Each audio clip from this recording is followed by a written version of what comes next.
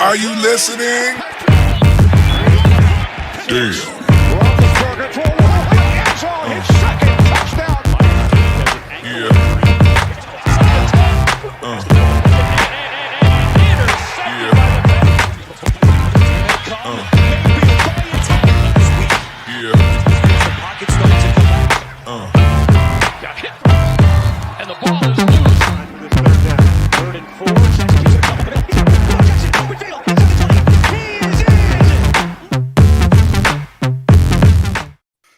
All right, welcome to AFC North Talk, our Super Bowl preview, our first ever Super Bowl preview show.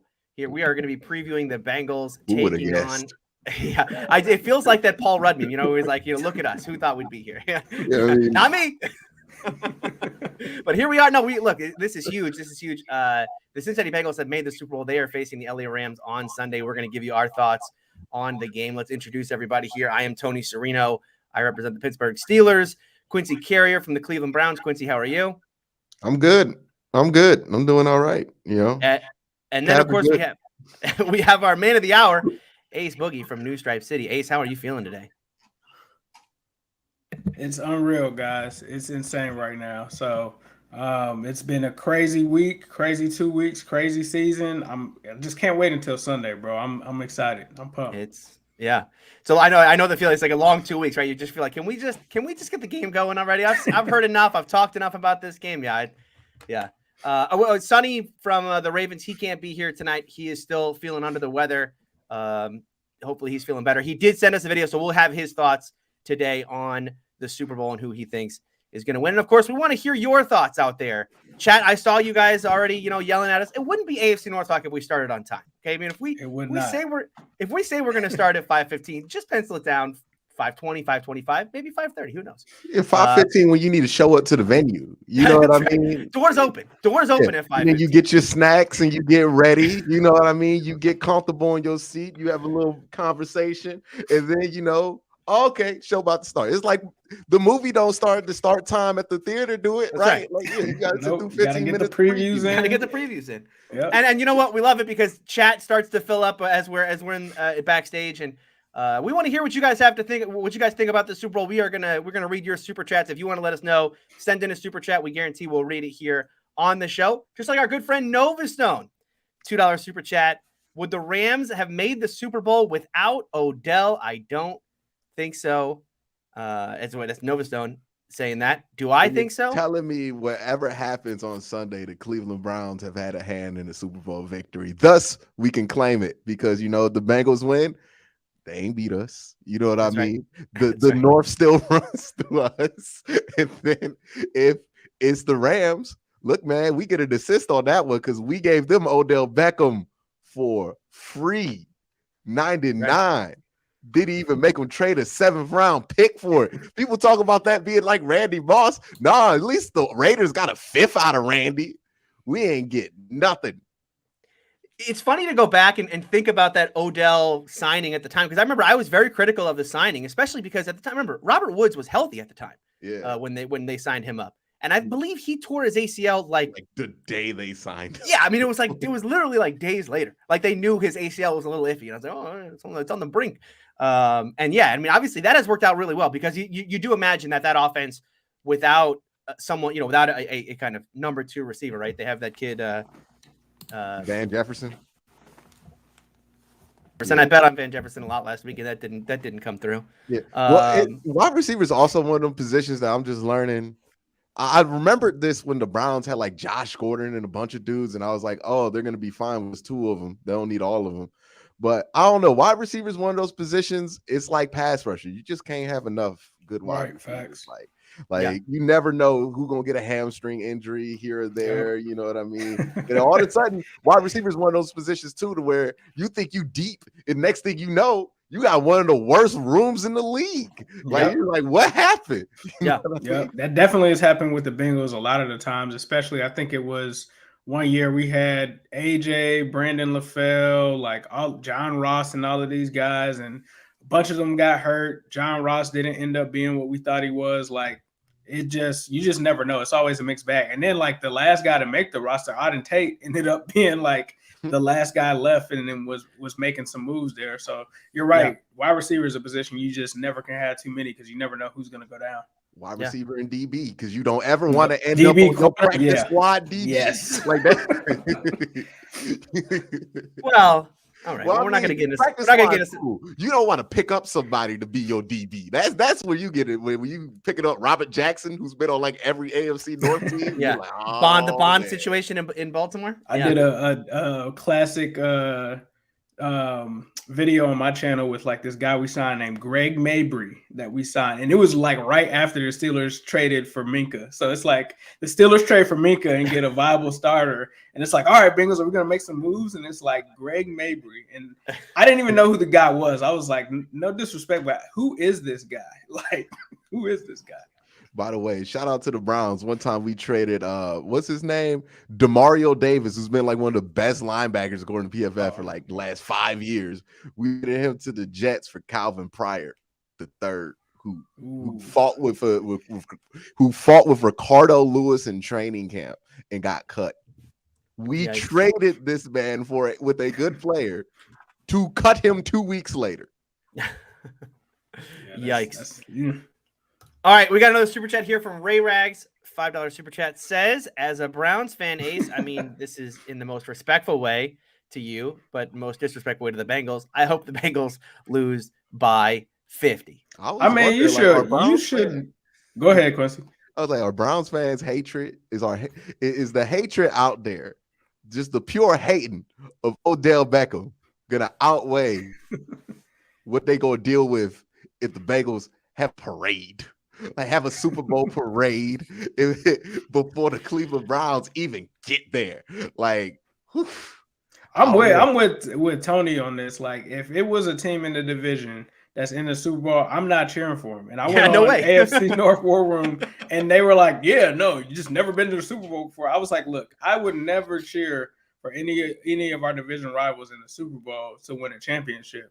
I would give like division rivals respect. Like if the Steelers were good that year or they won a Super Bowl, I'd say, congrats to them, respect them. They're the champs. I'm not sitting on my couch and cheering for the Steelers. Like, just like Tony's not going to be cheering for us on Sunday. Like, that's insane. Yeah, it's the whole head and heart thing, right? Like in my head, I can feel like, look, what the Bengals have accomplished this year, I have respect for. And I am certainly shocked by, right? I mean, like I have been very critical about this team, certainly was at about the midseason point, but that doesn't change the fact that they're still the Bengals, right? I mean, you know what I mean? At the end of the day, I'm still a Steeler fan and they're still the Cincinnati Bengals, and nothing about how impressive they've been this year is going to change that. Yeah, like if Michigan makes the college football championship, nobody that's an Ohio State fan is cheering for them to win. Like that's not happening. We cheering for embarrassment and pain. That's what they're gonna do. You know what I mean? And look, the Bengals. The way I feel about it is, I feel like I'll tell you how I feel like the games go. But I'm gonna feel one way before 6 o'clock, and that ball gonna get kicked off, and I'm gonna be like, ooh, boy, I hope Matt Stafford got it in him today. Like, you know what I mean? Like, if that thing come down to a 2-minute drill, you might be happy for the Bengals in spirit, but you also gonna be like, I hope Matt Stafford don't throw another sorry-ass interception at this moment. Come to Matt Stafford. There are, though. I mean, there are, and I don't know about you, Quincy, but I have seen a ton of Steeler fans, especially when I go on Locked On Steelers. When I say these things on Locked On Steelers, I get a ton of hate. Like, hey, Tony, how dare you gatekeeping who we can cheer for and whatnot. They are lying. I'm gonna call every single one of those people who are mad. You are lying to yourself, especially Steeler fans. Steeler fans, like they lie like that all the time. Yeah, you might be happy for the Bengals right now. You might be happy for the Bengals at 5:59 on Sunday, but once that 6:05 hit, and you like, yo, dog, the Bengals are really in the Super Bowl, and I'm not. You will start being like, you know what they gonna do about Aaron Donald, right? Like that's you are gonna change your mind. I mean, like it is, and especially of this season of all seasons, right? Steeler fans are debating the merits of Mitch Trubisky versus Jimmy G while we're watching Joe Burrow about to play in his first Super Bowl in his second year, right? And we're like, yeah, I'm really happy for them. Like, are you? Because what this means, I mean, if they go through with this and Burrow continues to play at the level that he's playing at and does it on this stage, I mean, what this means for the Steelers and their ability to be at the level they've been at for the last 10 years, right? Where they've had this kind of dominance over the division. I mean, that stuff is, I don't want to say it's over because you never say never, but boy, it looks bleak. Boy, it looks bleak. Yeah. And it's one of the reasons why I'll never cheer for the Bengals. All right, let's go over here. Terrell here with $5 super chat says, would Sonny be sick right now if the Ravens were playing in this game? No. Hold on. Okay, let's set the record straight here. Sonny is legitimately, he is dealing, and he'll talk about this in the video he sent. He had COVID. He's still dealing with the symptoms of COVID.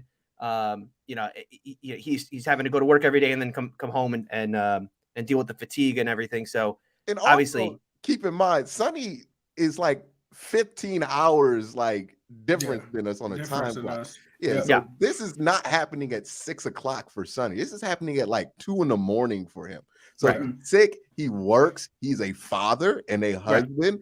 Right. And he is tired, dog. You know what I mean? We cut him some slack, send him some good words instead of that. Yeah. And he didn't have to sit in the video, so he even did that to make sure that we had something in place. So exactly. Yeah.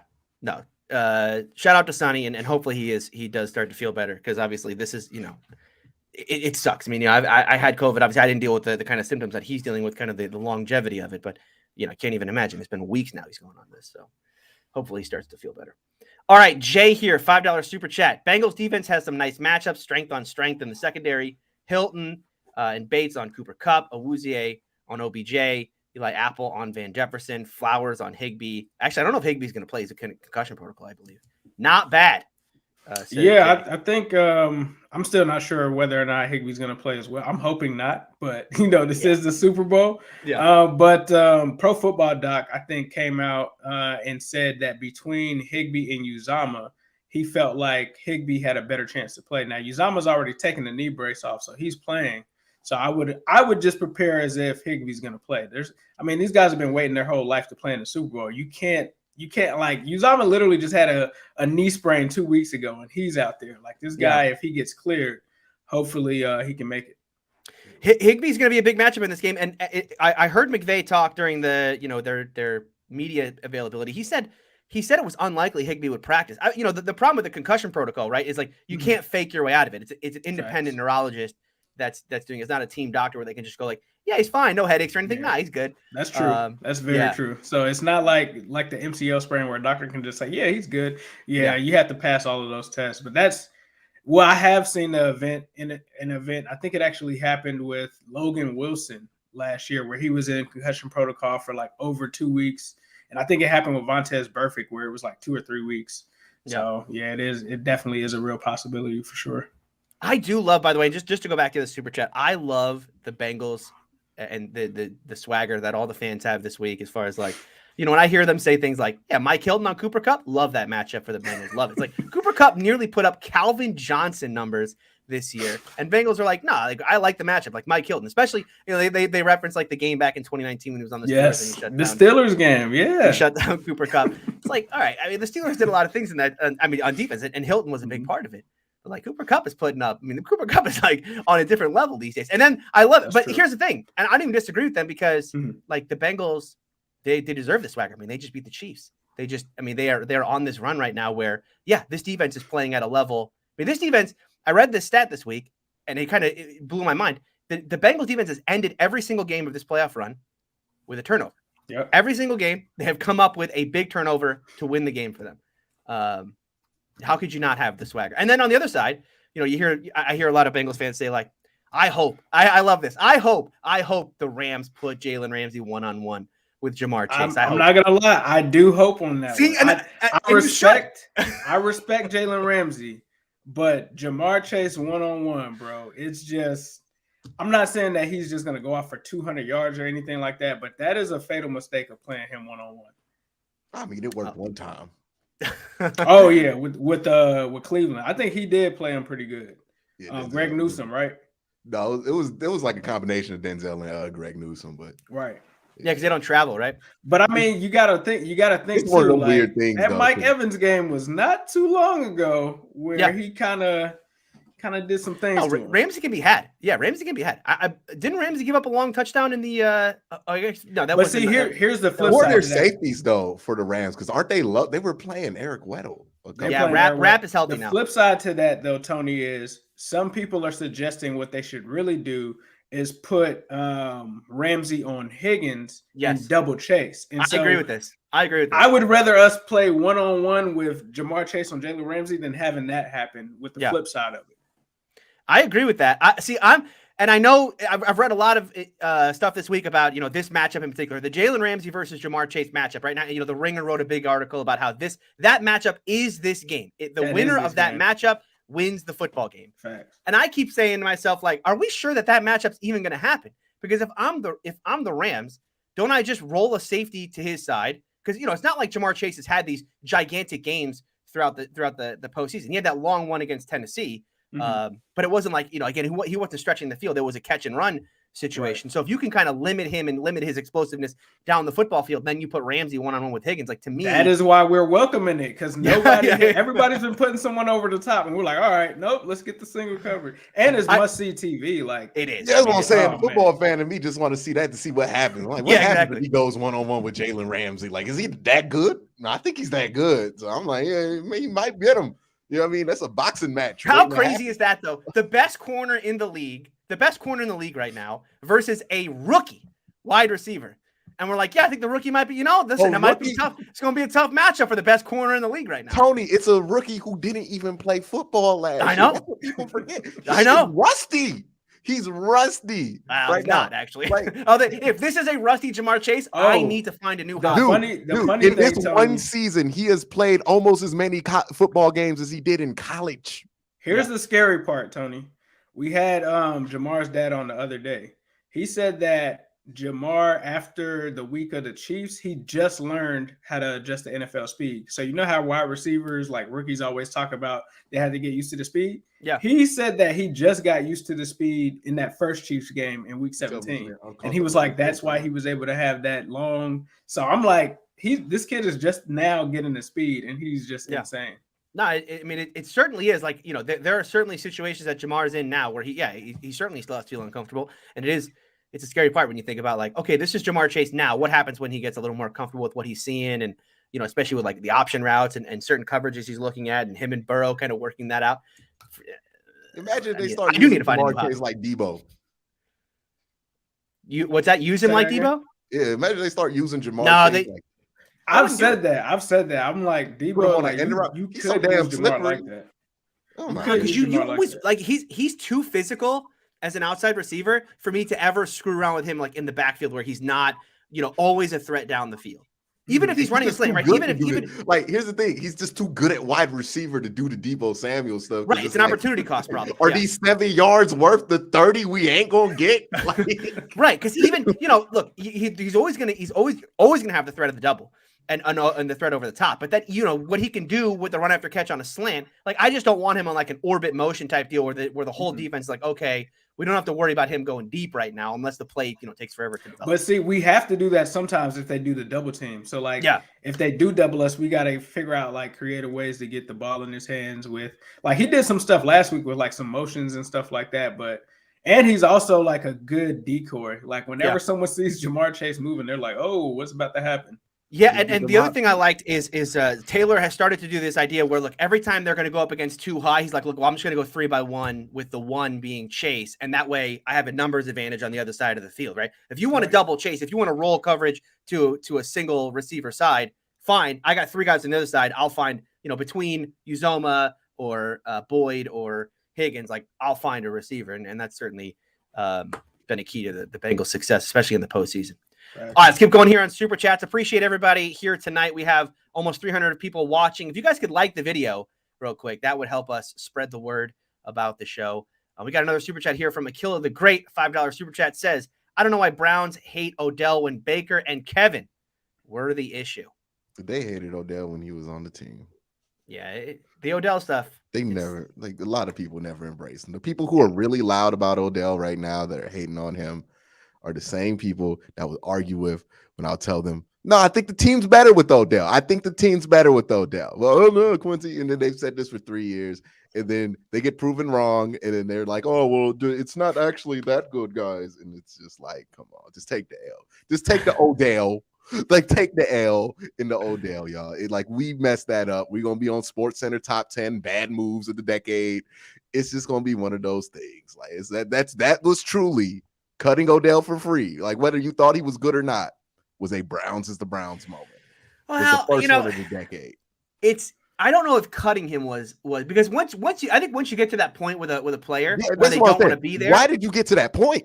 Yeah, that's what I think if he is telling dudes in the offseason, don't come here, he is not planning on being here. Right. How did it get to that point? Right. That's what I'm saying. Like, if you knew that was going on, you got to trade him. Like, you got to. You can't wait till he's willing to make it uncomfortable. Like, just get rid of him if he didn't want to be there.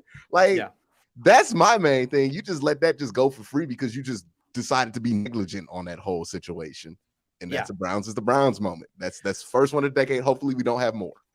I mean, the Steelers had a similar situation with Melvin Ingram, right? And again, I don't think that the trading Melvin Ingram to the Chiefs for a 6th round pick was the problem. It's how did you get to the point with Ingram where you brought him into a situation where he was supposed to be the 3rd edge rusher, and he was under this illusion that, like, he's gonna unseat Alex Highsmith as the number 2 edge rusher when everyone knew, he seemed like he's the only one who didn't know that was going to be the case. Tony, no, I told you. Remember that they signed Melvin Ingram? I was like, he think he gonna take Alex Highsmith. I know. And you're like, no way. And I was like, no, you're right.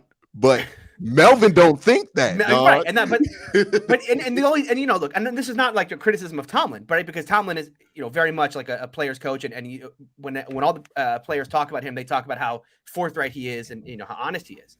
How did they not let him know early on? Like, yo, you're always going to be an edge, or you're always going to be the 3rd edge here.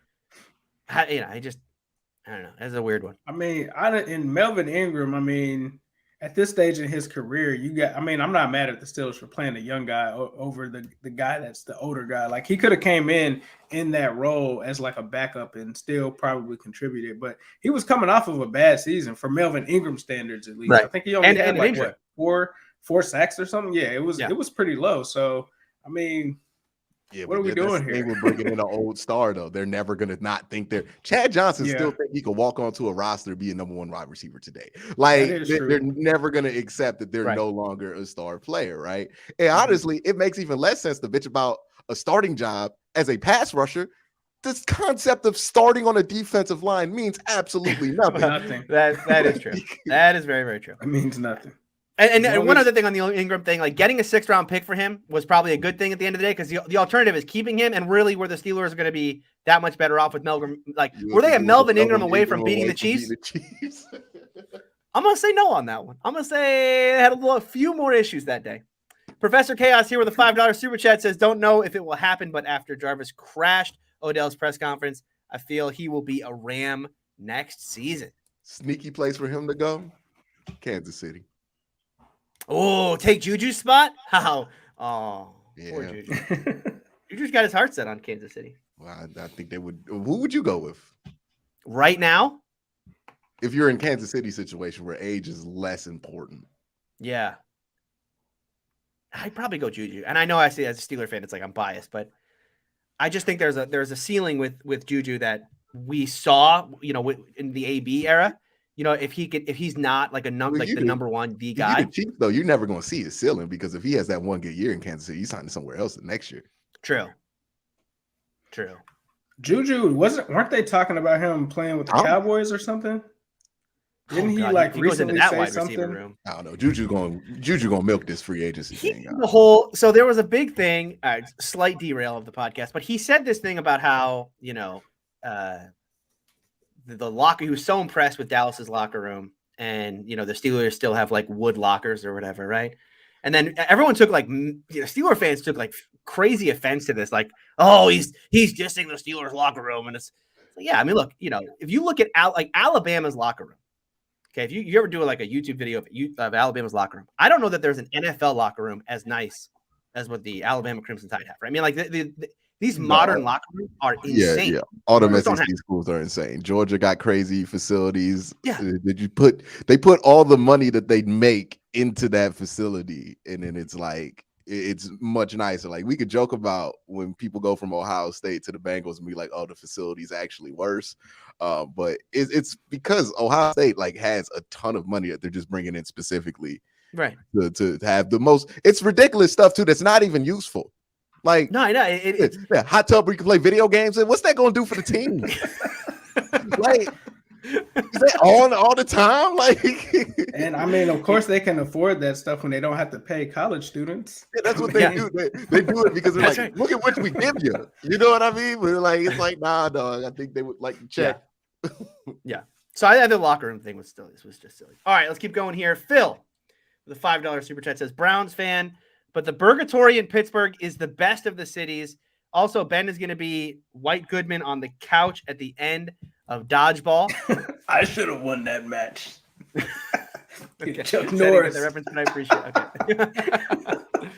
Also, Burgatory. Yeah, Burgatory is a very good burger spot in Pittsburgh. How far away was he from winning the Super Bowl? How surprised would we be by how unrealistic his answer would be about that? Like, I feel like he thinks he was like 1 or 2 players away. Like how close were they? Yeah, I feel like he's like, you know what, man? They would have gave me a better tackle. He's like, listen, we were like a quarterback away. We were like a quarter. He's gonna say like us, and they were about a quarterback away. They were about a quarterback away. All right. By the way, milkshakes at Burgatory, underrated. Mr. Whisper, $5 super chat here says, Ace, why do you think the Bengals haven't brought back the Jurassic line formation to help the pass blocking and run game? Is that like the heavy package that we've, I think, employed at some points? I mean, I think I saw, well, no, not that you say that. They were doing this thing last week when they were swapping out Adeniji and Carmen. And at first, I thought that that's what they were doing. Yeah.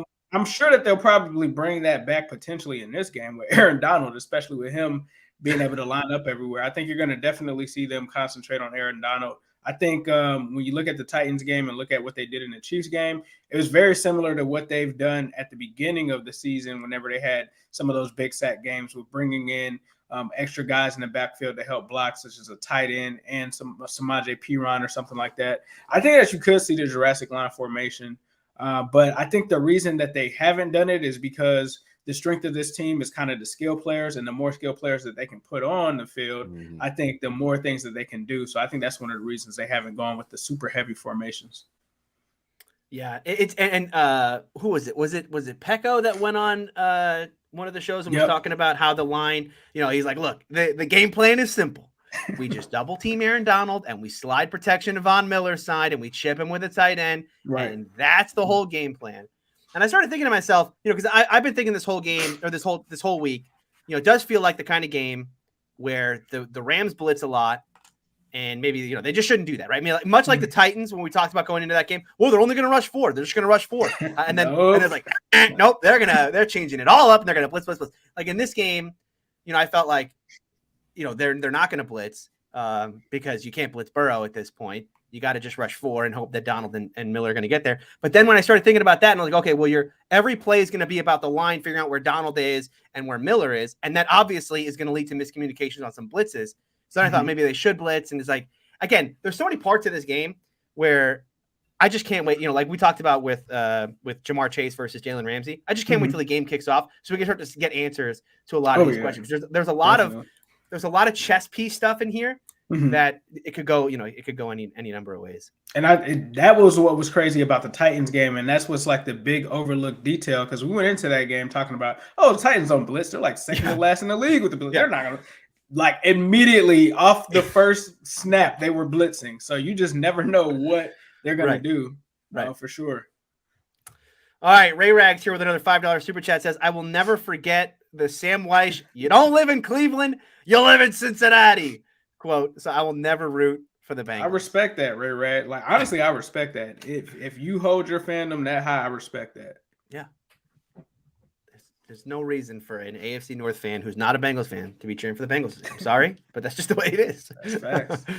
Charles, $2 super chat says, wish Sonny all the best. Hope he feels better soon. Same here. We will get Sonny. We have a video from him, so we will get his thoughts on this game. Dallas here with a $2 super chat says $7,000 for nosebleeds. No thanks. Feel better, Sonny. The tickets are actually falling, so they were around that range probably about as early as like last week around this time, but the ticket prices are falling. A lot of people are looking at those and they're like, look, I'm not paying $6K for the nosebleeds. And so a lot of ticket prices are falling. So definitely track that. And I think historically they've said that ticket prices for the Super Bowl generally start to fall, and it's best for you to buy them within Wednesday to Friday. So it's generally 3 to 5 days before the Super Bowl is when you get the best prices, but they have not sold it out, and those prices are falling. Yeah, you know, Rams fans ain't showing up. They don't those nosebleed tickets now, I think, are like 3,000. I think it's like 3,000. Oh, it's coming down. Good. Yeah.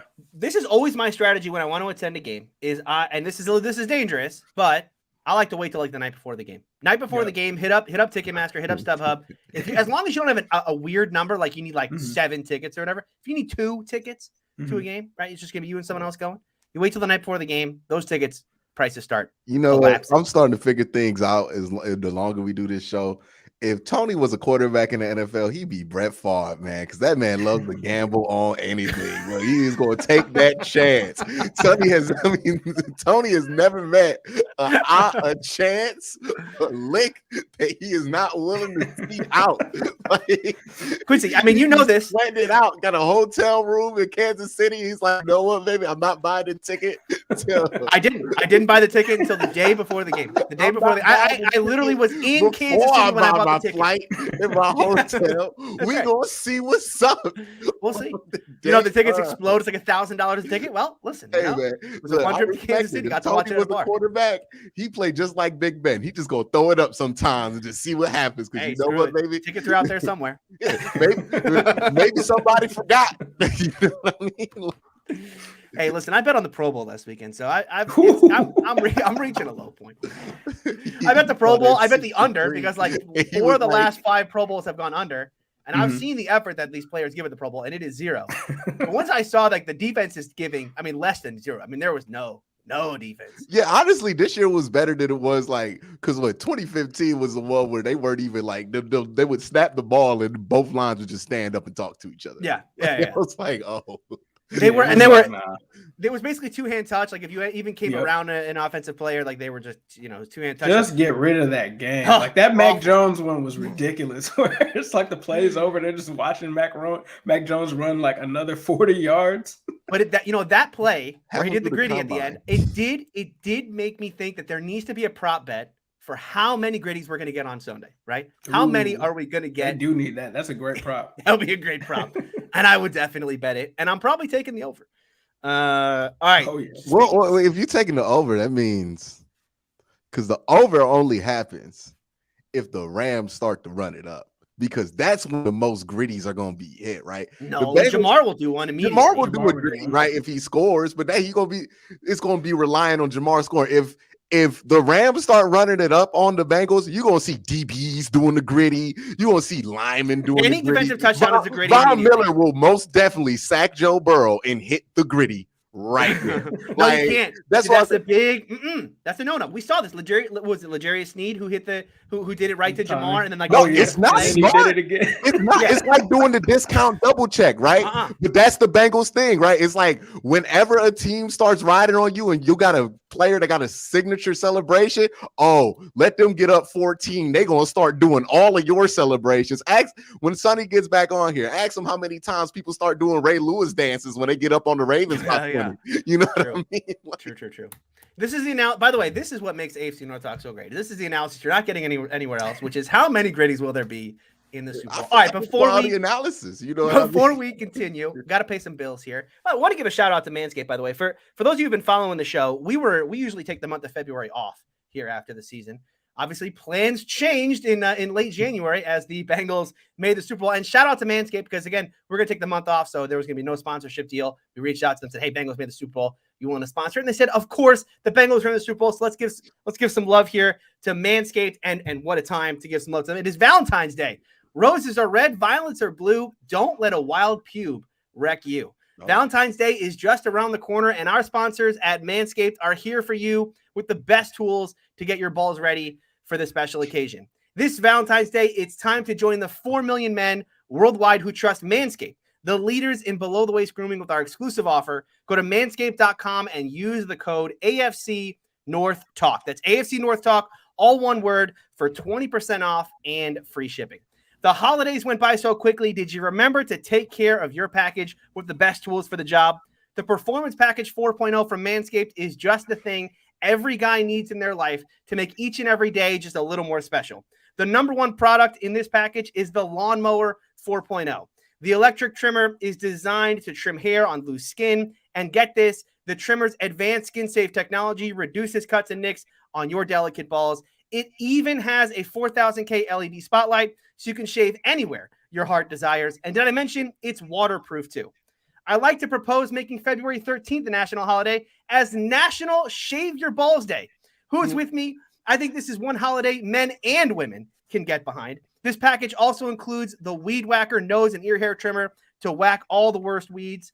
Manscaped even threw in 2 free gifts: their Shed Travel Bag and Anti-Chafing Boxer Briefs to keep your boys stored comfortably. And to complete the perfect package for your package, there are the liquid formulations like the Crop Preserver Ball Deodorant and Crop Reviver Ball Toner. Start your day off with the deodorant for your boys and then stay cool all day long with toner to keep you feeling your best all day and night. And don't forget to smell good not only around your balls, but all over. Made with their signature scent, the Manscaped Refined Cologne will complement your collection with smell perfection. Manscaped created their products for a night just like this. So make your Valentine's Day date say, wow, great set of balls you have there, by going to manscaped.com for our exclusive offer of 20% off and free shipping. But again, you got to use our promo code AFC North Talk. That's AFC North Talk, all one word, right there on the bottom of your screen. Your balls and lady will thank you. One thing, Tony. Yeah. Zim just sent me a message for you, and it looks like it's something about the Panthers eyeing Kenny Pickett, and he said that was your last hope. Kenny Pickett's our last hope? Kenny Pickett, the kid from Pittsburgh, right? Yeah, no, I'm a Malik Willis guy. Listen, Mike Tomlin was all in on Malik Willis at the Senior Bowl. It's like a open secret at this point. The Steelers don't hide who they love. Last year was Najee Harris. Yeah. Seems like it's going to be Malik Willis this year. I'm fine with both of them going. Well, neither guy. I mean, Kenny Pickett can come in and start right away. Malik Willis cannot. So we can't use, when we start doing mock drafts, I know Ace ain't thinking about no damn mock drafts. No. When we start doing mock drafts, we can't use Pro Football Focus because they had Sam Howell going to the top 20, and I just can't respect that. Don't see this. We do this to ourselves every year. They had Sam Howell and Desmond Ritter. They had 5 quarterbacks in the first round. Desmond Ritter. This is the NFL we're talking about. Bad quarterbacks go in the first round all the time. I don't care how bad these dudes are at their job. Nobody is drafting Sam Howell and Desmond Ritter in the first round. That's not happening. Yeah, somebody will. Somebody will do it. No. Don't forget about the draft. Don't forget about the draft with Jake Locker, Christian Ponder. Yeah. But they had traits. Like, at least with Jake Locker, you could be like, he's fast. People talk about Christian the 2004 Ponder, he was at Florida State. Like, he won. You know what I mean? No. Hold on. This is 2013 draft. It's like when EJ Manuel just popped up. It's like, oh, that's a 13th. Yeah, exactly. Remember, what was his name? Geno Smith? Geno Smith. He went in the second round.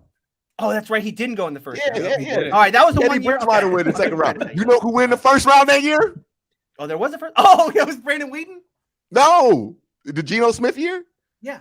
That was 2014, right? That was, I don't know, 2013? Oh, 2013. That was the year before? Or was it 2014? That was Blake Bortles. I think 2013 was Jameis. No, Geno was the first quarterback taken in his class. I'm pretty sure. 2015 was Jameis and Mariota. I'm not going to look it up. I'll let someone chat. Someone in chat will figure it out. But I think 2013 was Blake Bortles. No. Blake Bortles was 2014. Oh, let me. All right, no. We're not doing this now. All right, Josh here with a $5 super chat said Burrow this season is undefeated against opponents favored by at least 3.5 points. 2013. It was EJ Manuel. I said. Okay, yeah. All right. By the way, this is one of those things again. I love the Bengals swagger. It's like, you know why we're going to win this game? Because we're underdogs. That's why. Okay, the other team is better. That's why we're going to win. Hey, that stuff do because like when the Browns does get to them. It does. Yeah, when the Browns be favored on a national TV game, we'll be like, yeah, we about to embarrass ourselves. Yeah. So Josh here says, Tony, what's the line on this game? And you know what, Josh, I appreciate you asking. The line on this game is anywhere between 4 and 4.5. Bookmakers can't decide. Do they want to put it at 4.5? Do they want to put it at 4? So it's anywhere you can get anywhere between 4 and 4, which is over 3.5. So there you go. Bengals are in range, in Joe Burrow range. Yeah. And by the way, it's more than I thought it would be. I thought this game on a neutral field would be closer to 3, 2.5, 2, something like that. I knew the Rams were going to be favored, but not like this. Well, it's not neutral field though. Well, but it is. Well, I mean, like you really think that's? I mean, it's a Rams game. Did you see It's the gonna pep be like rally? every other Rams game they've had, where half the crowd is for the Rams and the other half is for the other team. Yeah, That's every I think Rams so. game. There will though. be more Bengals fans than Rams. There fans. will probably be more Yes. Bengals fans. Yeah. And if Yeah. this were a Rams playoff game, just a regular Rams playoff game, there would be more Bengal fans than there would be Rams fans. Yeah, I you're promise. probably you. right. Yeah, you're probably right. Yeah, probably you're right. You're That pep rally had 3,000 people, dog. That is a shame. Bro, did the Steelers play the Rams this year? No, we played the Seahawks. Who played them? Seahawks. Oh, it was the Ravens. Oh, the who played Ravens. them. They almost beat them. And they Ravens, almost yeah. beat the same team. Yeah, but that was Yeah. on the road. But That was in I forgot Baltimore, who Oh, that played was in them. Baltimore. Yeah, it was like- Still, come on, though. Still, Yeah, I that forgot Ravens who played roster them at this year. that It was point. like the Raiders or something. It was like, oh, this is just an away game, but it's in LA. Like, Yeah, they were practicing silent counts last week. The Rams were against the 49ers. I mean, that's a division game that's really close, but all right, Ray Rags no. here. San Francisco is not close to LA. Well, it's in the same state, so it's It's I like an understand. 8-hour yes. drive. Oh, is it 8 hours? Yeah, it's a long ass drive. You're driving from the north part of the country to the south. All right, that's a going- little it's longer than I basically- expected. It's like 8 a hours is- 3-state drive. It's just in one state. Yeah. Giant. Yep. All right, Ray Rags, $5 super chat says, "Did you guys see the Cowboys Twitter say that Trevon Diggs is better than prime Darrell Revis?" doing here? What are we And doing actually here? arguing that point with just the 11 interceptions. No. Then somebody put up a picture of Aaron Donald next to Vic Beasley, and they were like, "Which prime you taking?" Listen, I like Trevon Diggs. I think he gets a bad rap. The interceptions are obviously, one thing I don't like about him is if people bring up like the yards against, and then they're like, look, the yards against, outweigh the interceptions. I don't know if that's true. An interception is super valuable. A takeaway, a sudden change like that, turnovers. and that is super, super valuable. And especially, his return capabilities too. I mean, I think he had multiple pick sixes this year. And you have to think about it like this too.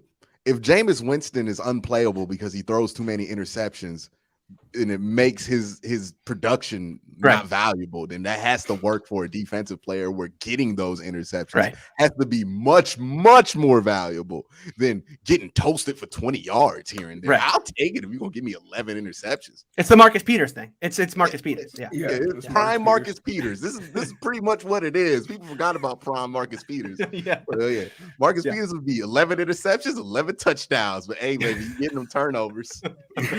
Nova Stone here, $2 super chat. Nova Stone, by the way, for new watchers, is our resident Tom Brady fanatic. He says Tom Brady retired once he knew he will never not be a top quarterback. Did he retire though? No, Because that's what the this? 12 stands for after Nova Stone. But Nova Stone, what's up with your boy Gronk? I think he said something. I think he said he wanted to play with a certain person if he couldn't play with Brady. Could you let me know who that guy is, Nova Stone? Who's up next?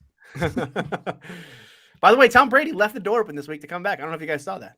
It was a weird. If weird this gets statement. like the Brett Favre thing, that is, I'm cool with Tom Brady coming back though. But remember when Brett Favre, it was like every time we got to it, we were just like, just make a decision, bro. Just make a decision. That was like that Paul Pierce. Like, we don't love you like that, Brett. Like, I mean, the Bucs would have him back in a second, right? I mean, if Brady wanted to come back, the Bucs are saying they got no other choice. Who they gonna start? They talk about bringing back Jameis. Yeah, I mean, they're in the market for, every quarterback, we all are. All the teams that need a quarterback, they're in the market for all those same people. A lot of people are saying Aaron Rodgers to Tampa, which would be cute. But can he wear That 12? would be crazy. yeah, they're going to retire it after 2 years. Is Tampa Bay, by the way, is Tom Brady the best Buccaneer of all time? Bro, we're talking about Florida. Like, did the Heat retire Michael close. Jordan's number and he never played for them? No, he didn't retire. They didn't retire his number because They did. LeBron wore The 23. Heat retired his number. Did they have to unretire it when LeBron got there? No, he never wore 23. Oh, he wore 6 when he got there. Yeah. Yeah. Yep. The Heat. Pat Riley legitimately retired Jordan's number. Yeah. I think just out of respect. It wasn't anybody that even Oh, wow. wore it. I did not know that. out of fear because Michael Jordan used to beat Pat Riley like he stole something in the 90s. Novastone here with another $2 super chat says NFL media framing Tom Brady for cheating when he did not. Yeah, I love that story. What a weird story to come out on Super Bowl week. It's like, oh, by the way, once again, the NFL destroyed a bunch of evidence in a investigation about the Patriots. They if you didn't see this one, they destroyed all the research they did the next season about deflated footballs, right? And whether or not cold weather, because like the ideal gas law or whatever, like the argument always was that it's the cold weather that made the ball so deflated, not the fact that you had this guy in the bathroom deflating the footballs. The NFL is doing what people on Twitter do when they lose an argument that they don't want to take the L for. They just, you know what? I'm just going to delete the whole argument. The tweet. Yeah, exactly. This never happened. I mean, listen, for me, the most egregious one is when they deleted all the tapes of the Spygate stuff. Like, so we just never know what did they actually tape and what did they not. They make some things much worse by being incompetent. I know. Like, at the NFL. That's what they do. It's what they do. I just pray that Sunday's game is well officiated. Although, as for my brand, I don't. Yeah, exactly. I don't. I actually don't. Yeah. Like the football fan in me is like, man, I hope we have an interesting matchup. I hope it's well officiated. But then the NFL hater in me is like, nah, I hope this game is decided on some kind of. I hope this is an embarrassment. Yeah, exactly. Yeah. That's exactly right. All right, Novastone here with another $2 super chat. Appreciate all the support tonight. Novastone says Tom Brady believes in LJ. Ravens need to pay him like a top 5 quarterback. Cracked me up when I saw it. Novastone, you don't even 3 weeks ago. He was like, don't sign him.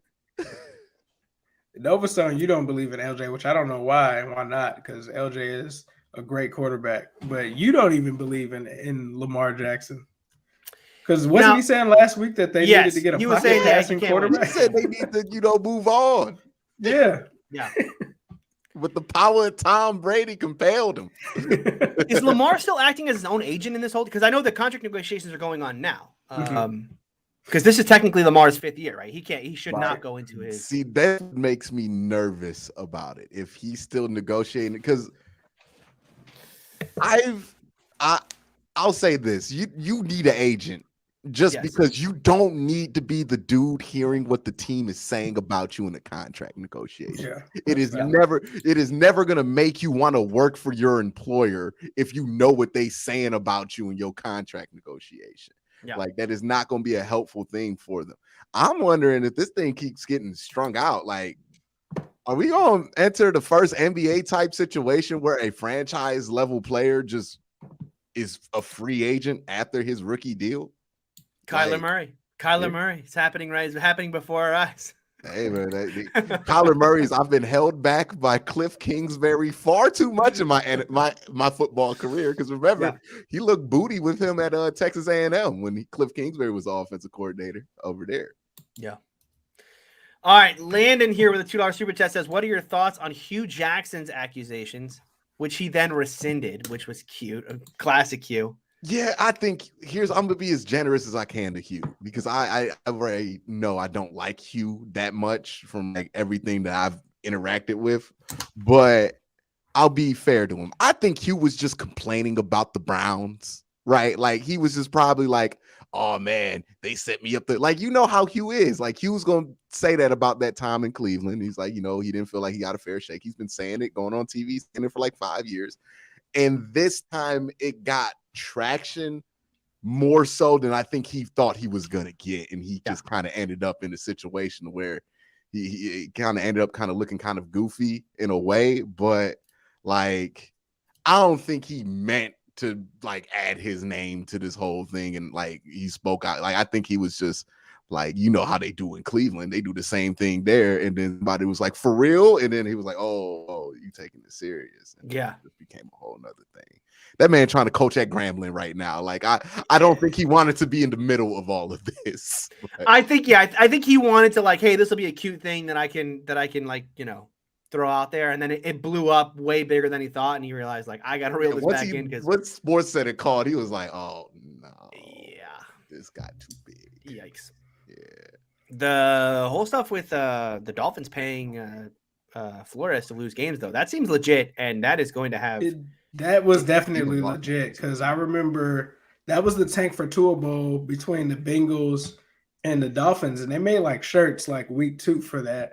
And the Dolphins definitely tried to win that game. I could definitely see how Flores was like, "No, we're not losing." That game was insane. If you go back and watch it, it actually was a competitive game. It went into overtime and everything. You know what I think also added to that tension? Because when you think about it, I think the rise of Joe Burrow happening right now too, right? Because they're like, man, if we would have just lost 2 or 3 games, we would have Joe Burrow and we would be in the Super Bowl right now or something like that. And I think that's added because like you would hear rumblings, oh, Brian Flores is not safe, but you would kind of ignore him because like that would be dumb. He's actually good. Like you could tell he's good at his job because of the records he's pulled out of his butt the last 3 years with that team. And, you know, I understand that they had a plan in place. Like the plan was clearly to lose in Miami. The same way, you know, Hugh's not wrong. The plan was to lose in Cleveland the first 2 years. Right. Everybody knew it. I think Hugh kind of is coy about if he knew it. He did because everybody knew that they weren't trying to win once they hired Paul DePodesta to run the thing, Mr. Moneyball himself. But yeah, with offering Brian Flores, one that makes me, somebody brought up a good point with how Brian Flores is running this whole operation right now, where he is clearly on principle.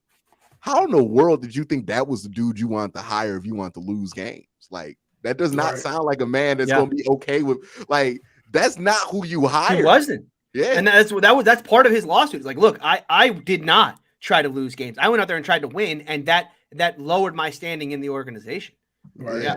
And the crazy thing is, this is the craziest thing. It's not even about Burrow to me for the Dolphins. They still could have drafted Justin Herbert. They decided not to draft Justin Herbert and pick Tua when you literally had a reason to draft Herbert over Tua with Tua having the hip injury. Like with so much unknown there, you easily I'm like, all right, well, they just need to take Justin Herbert. And when they didn't, I was just like, all right. And for me, like, even if Joe Burrow is doing what he's doing now, you still would feel good with having Justin Herbert because you've got a good quarterback that has a bright future. Like, and there were a lot of questions though about Herbert when he came out. I mean, like his tape at Oregon, I remember watching Herbert at Oregon, and it was, you know, his tape at Oregon is so different from what you see out of him in LA now. And I think a lot of it had to do with the system he was playing in. But it's that you're talking about the year that he was coming in. If you go to the year before that, when he was supposed to be the number one guy, and there's always guys that ends up happening to. I think it happened to Tyler Boyd too. It was like he was like coming into that season, he was the number one guy. Then he got caught up in some stuff. He had a DUI or something. Yeah. Then he falls to the second round. And it's like these guys are still good. Like they were. Like it happened to Juju. Juju was like a top receiver, like heading into the year before he got drafted. Then he didn't have an amazing season. Next season, he's like, oh, now he's a second rounder. I'm like, what? Yeah. You went from like being a top 5 receiver or a top 3 receiver in the class to changing. And I guess it may be recency bias or something like that. But it's like if Justin Herbert was QB1 literally a season ago, he's still probably pretty good. Well, this is an argument for Sam Howell because I'm about to say somebody. Yeah, I mean, this is a Sam Howell argument. Hey. All right, but we'll have a whole offseason to talk about quarterbacks. Here's the thing with Sam Howell, though, like just real quick, people were comparing him when he was good. They're like, yeah, he's kind of like a Baker Mayfield. He is like a Baker Mayfield. Okay, I mean, body type, and they're the same like body type and play. They have the same body type and they have the same arm, right? They have really good arms. Yeah. All right. Tom here with a $10 super chat said, still getting over COVID myself. Tom, feel better. The Bengals playoffs have helped. AFC North talk is great. I never miss. Don't sleep on Boyd making some plays. Boyd is certainly an X factor in this one. Yes. I forgot they still had Tyler Boyd. Like Tyler Boyd was like a 1,000-yard receiver for 2 straight years, wasn't he? Yep. Yeah. And I hate when people are like, oh, Tyler Boyd like fell off this year. I'm like, first of all, he's not getting as many targets. And then I was like, and then he didn't even play week 17. So like if he would have possibly played like the last game, he would have gotten closer to 1,000 yards. So it wasn't like he just had like 500 yards. He's got like 862 or something crazy like that. Yeah.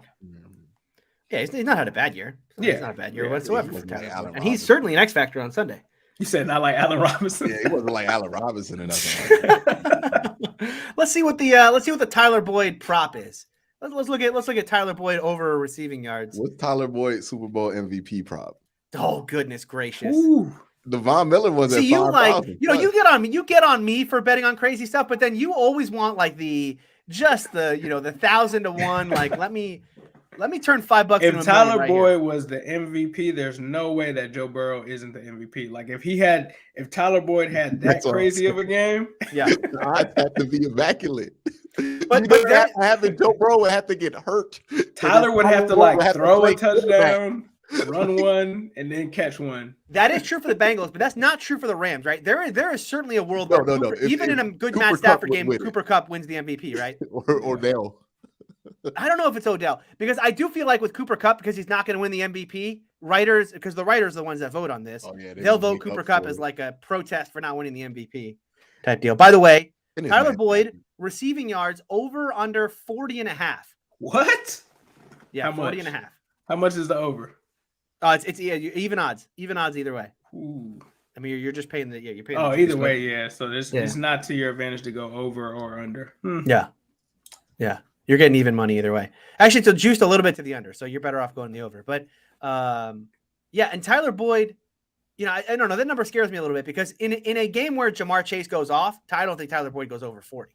Right? If like let's go to the idea of like if they go Ramsey versus Chase 1-on-1, and Chase wins that battle, right? He has like 120 yards or whatever. I don't know that in that game. I don't know that Boyd goes over 40. What are the Chris Evans props? Oh, yes, I like that. That is the one that I'm looking at. But see, P Ryan's going to steal his touchdown prop. What is that? Oh, that anytime touchdown score? That's the one I'm going to put like a little lottery ticket on. Yes.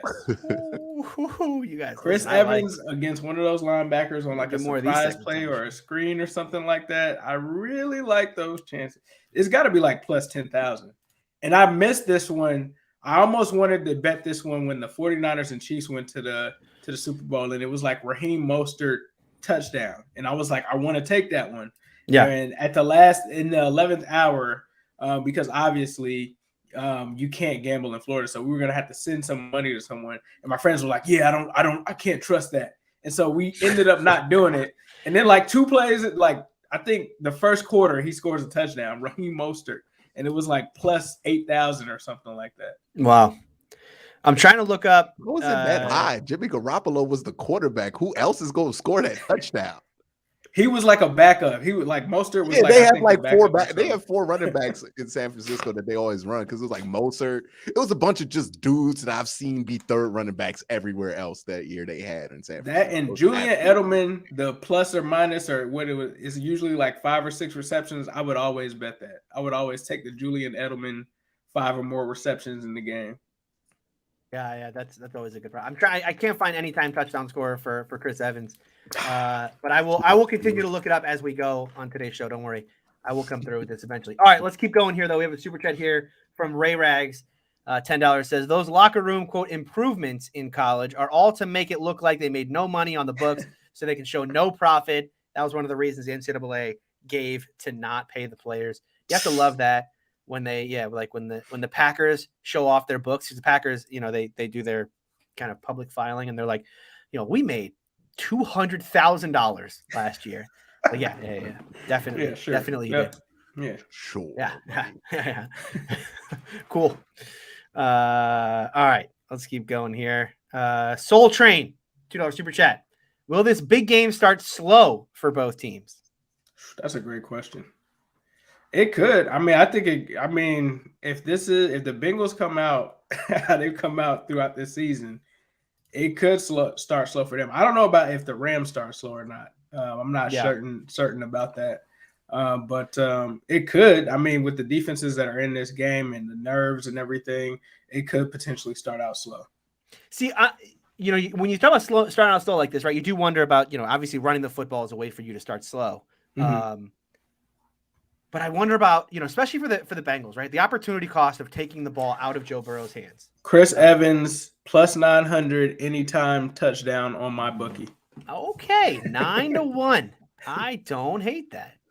Yeah, 9-1. See, didn't P Ryan score the screen pass touchdown last week? Yep. Yeah, see, and that's my problem is like, what are we doing, Zach Taylor? Chris Evans is a better player than Samaje Perine has been all year. This is the perfect time to unleash Chris Evans. There's no better time than right now. And here's the other thing. Evans Super Bowl MVP props. Don't stop. He also returns kicks. So if he returns a kick to the house. Tony, look, if he returns a kick, scores a touchdown in the passing game, and runs one in, let's just say that. So does a 2-point conversion count? No, it has to be a touchdown. It has to be a touchdown. All right. It has to be a touchdown. No, it has to be a touchdown. 2-point conversions don't actually count in stats. Yeah. Okay. Just making sure. And so MVP though, I kind of like Cooper Kupp. I'm trying to figure out what the because again, I think people are going to overvalue Stafford as the Rams MVP, and I think if the Rams win this game, I think it's almost guaranteed that Cooper Kupp wins it. Whereas on the other side, I can't decide between Burrow and Chase. Burrow and Chase is I think they're gonna steal each.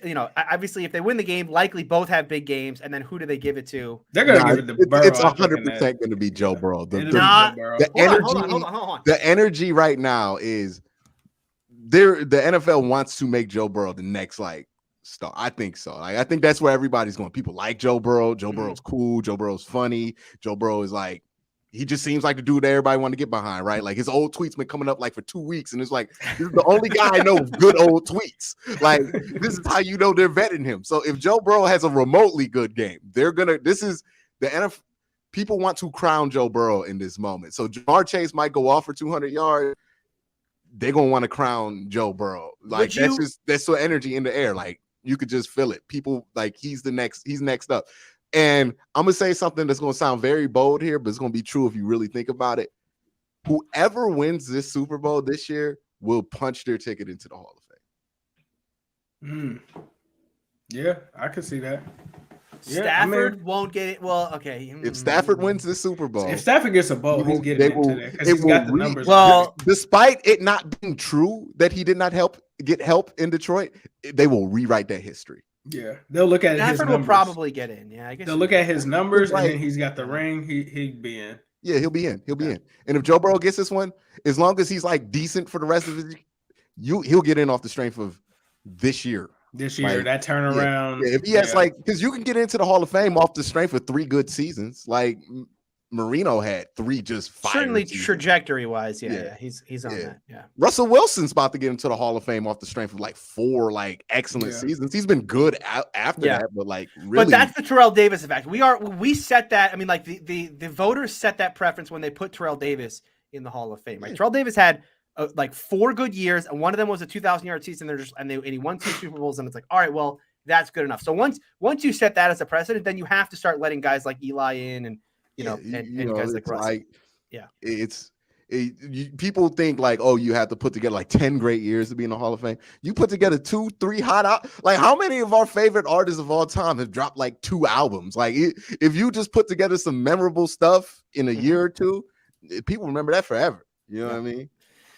All right, James here with a $5 super chat says, "I can't wait for this game. I get more nervous by the day. It is us. Who Day, New Day." Yes, sir. Just a couple days away now. Listen, and what I think what's really going to start hitting Bengals fans is when you clock out of work on Friday. When you clock out of work on Friday, and then it's the weekend, that's when it starts to get. That's when the realness starts. To set. Oh shit! I'm about to watch my team play in the Super Bowl. You know how long Sunday gonna be for you, Bengal fans. That does suck. The day when you don't wake up early, sleep in. If Bengals fans sleep in. The day before, you're gonna get no sleep because it's gonna be like a kid at Christmas. You can't get to sleep.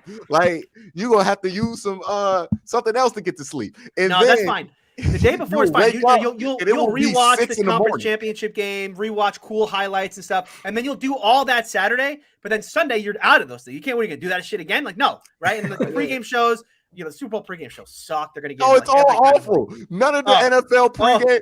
So you're gonna be running through Ace's catalog. You're gonna be like, yeah, let's go watch some videos about these wins that we had, and you're just gonna be out there twiddling your thumbs. People talking about you doing this for the Super Bowl. You're gonna be nervous the whole day. Don't wake up early that day. It's for the night guys that day. Wake up at 2. Only wait 4. Gonna be the longest 4 of your life. Don't make it 12. Whatever hours it is on Sunday, for the time you wake up to the time that game kicks off, it's gonna be the longest hours of your life. Absolutely. Bengal fans. I'm gonna say it one more. I'm gonna just say Bengal fans one more time. I can't wait, bro. It's gonna be insane. Halk here with a $5 super chat says Hugh Jackson, quote, the Browns paid me to lose games. Remembers he went 0-17. Hugh Jackson, I was not paid to lose games. Who Day 1-0 on Sunday. It is us. I mean, if we pay Hugh Jackson per wins, that number is phenomenal. You know what I mean? They got it's quite the discount. Soul Train here with a $2 super chat. Ace, you going to the Super Bowl if it goes down? Yes, I just booked my ticket today. Me and Zim are gonna be at the Super Bowl, bro. I couldn't miss this. I always told my wife if we ever went, which I didn't know it was gonna be this soon, that I was definitely getting a ticket and going. So yeah, I literally just punched the ticket today. I'm excited, bro. Like now it's real. I booked my flight, it wasn't real yet. I booked my hotel, it wasn't real yet. And that's crazy that it's in Inglewood. I didn't even know that, but yeah, I'm ready. Be careful. Oh, you from there, but be careful. they ain't fixed the area up yet. Yeah.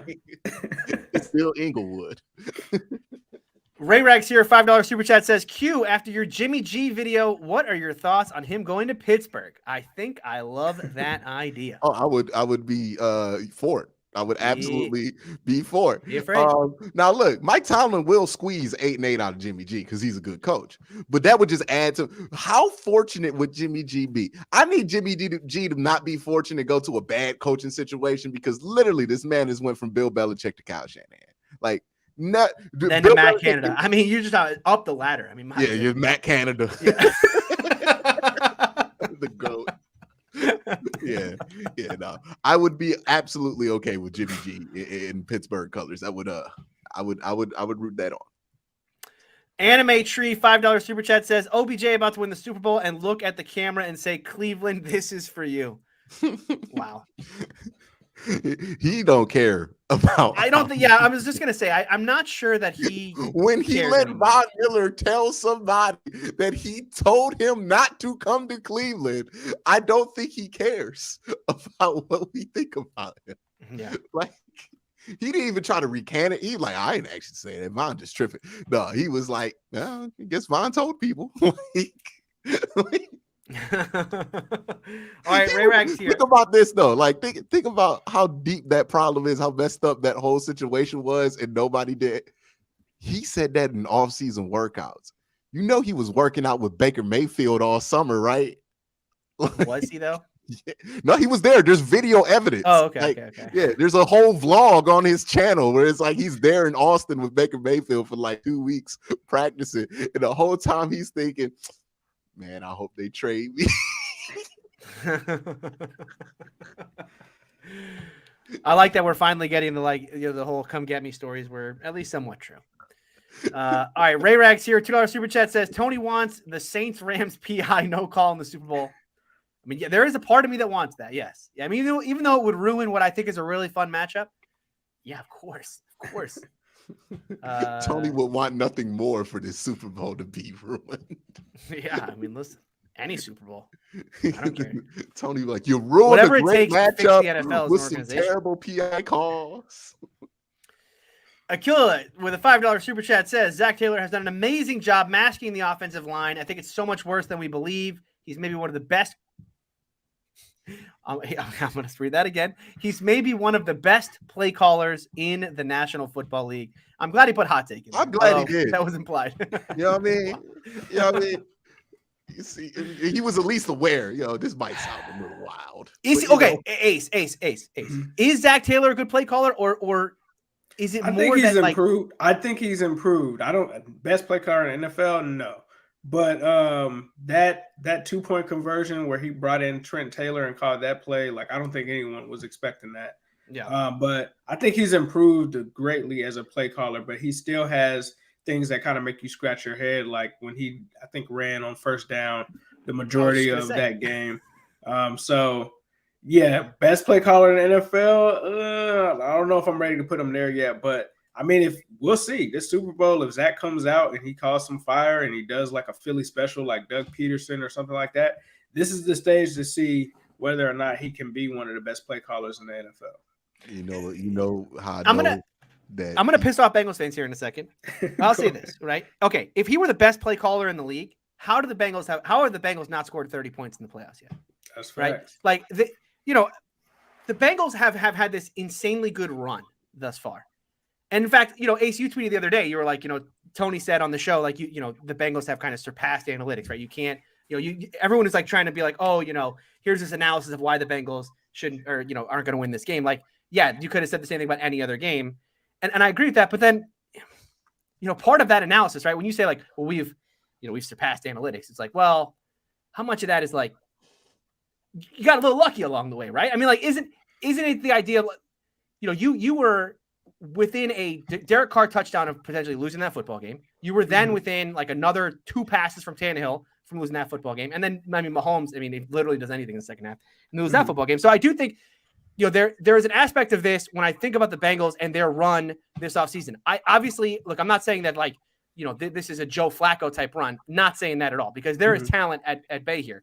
I do think, though, part of me does believe that they are winning on talent more than coaching, right? Because coaching wouldn't put this team in those situations. Having Joe Burrow, having Jamar Chase, having T. Higgins wouldn't mean that I need a late interception against Derek Carr at home to win that football game, right? Or I need a late Ryan Tannehill interception to win that football game. But you're saying offensive coaching, not defensive coaching. I say, yeah, that's exactly right. Yeah, I'm saying coaching exactly. has been great because, but also like, we've been complimenting Zach Taylor's play calling at the exact same time that, he was like, yeah, I've given Joe more power and audibles and all that. So like, I don't know.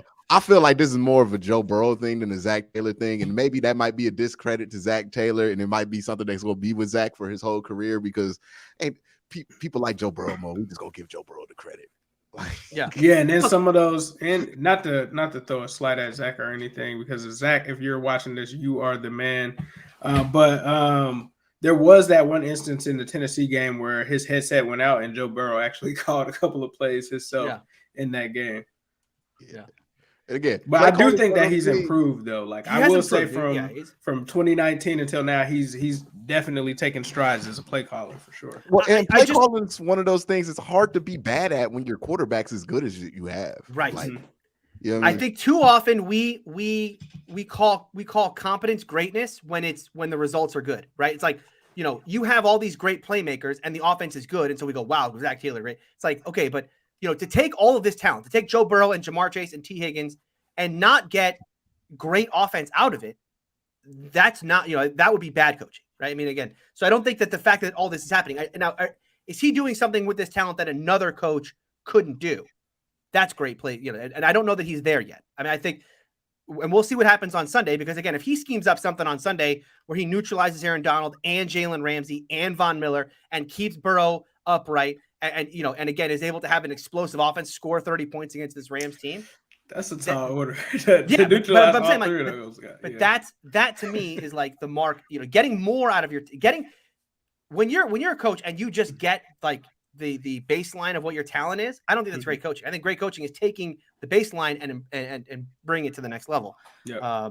And I'm not ready to go there yet with Zach Taylor. Like Jimmy G's whole run in San Francisco. Wait till you see what Canada does with him. My goodness, just wait. Oh my God. We'll see what kind of coach you got. Jimmy G is the test. Jay here with a $2 super chat says, if Cincinnati wins, Tony, Q, and Sonny must gritty on camera. I already gritty on camera when we beat the Bengals. Q is exempt because they beat us. Yeah, they beat us. Yeah, we the only team that did beat y'all, huh? In the division for sure. All right, Ravens Nation here. $5 super chat says, has a defensive player ever won Super Bowl MVP twice?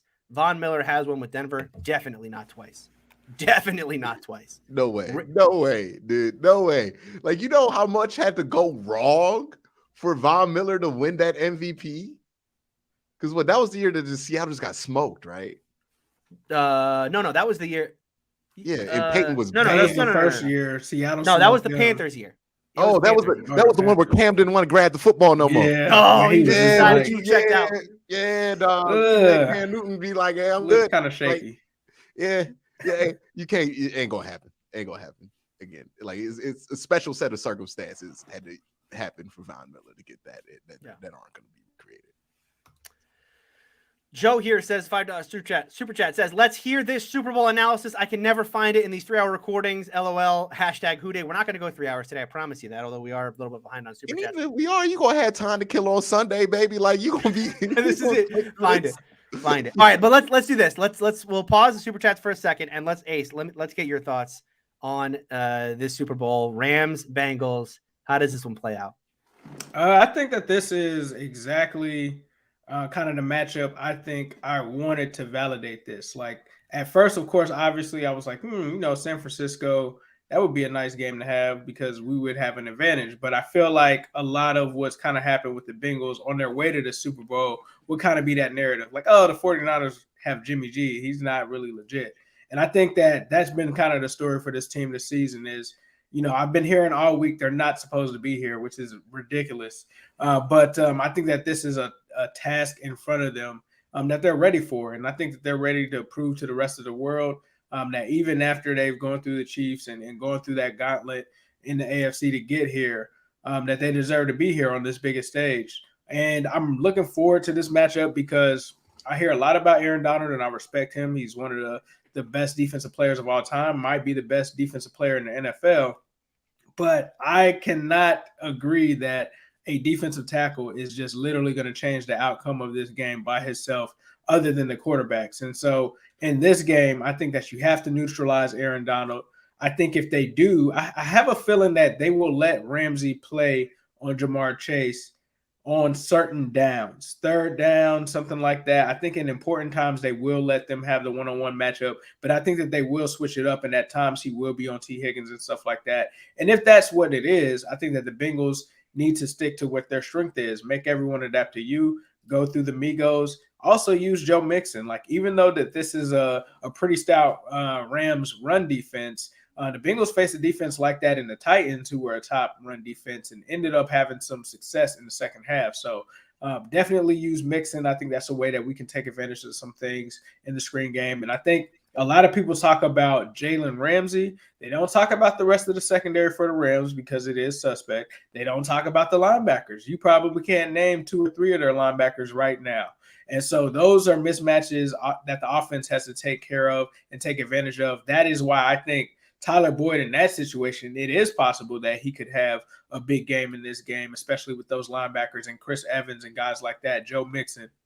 But you obviously have to protect Burrow. You have to come out and score consistently. And I think that we can do that. I think one of the biggest things that are not really being looked at in this game is the Bengals defense. And it's been that way for the most part of this season when I'm interacting with all of the other fans. A lot of people don't realize how good the Bengals defense actually is. If you just look at the numbers on paper, you're going to think that this defense is terrible and that you can pass on them all day. And they're going to give up some things in the passing game. But I tell you one thing that you're not going to do, and I think that they'll show up for this in the Super Bowl, is I think they're going to stop the run.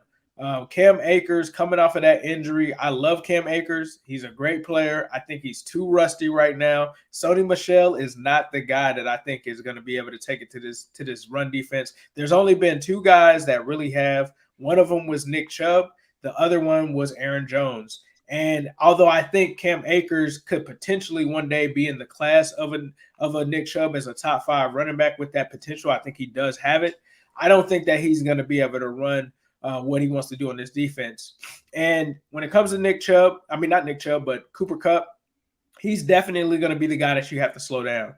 Yes, Odell Beckham Jr. is still a talent, but I think the guy that is the main target share in their offense is obviously Cooper Kupp. And you're not going to stop him from getting those opportunities, but you got to slow him down. Like if you can have him make 5 receptions on 9 targets, that's a win. I think that that's a win. What you can't do is have him completely go bonkers in this game. And so I think that that's the guy that you start with. And then you try to put Cheeto on OBJ as much as you can on the outside.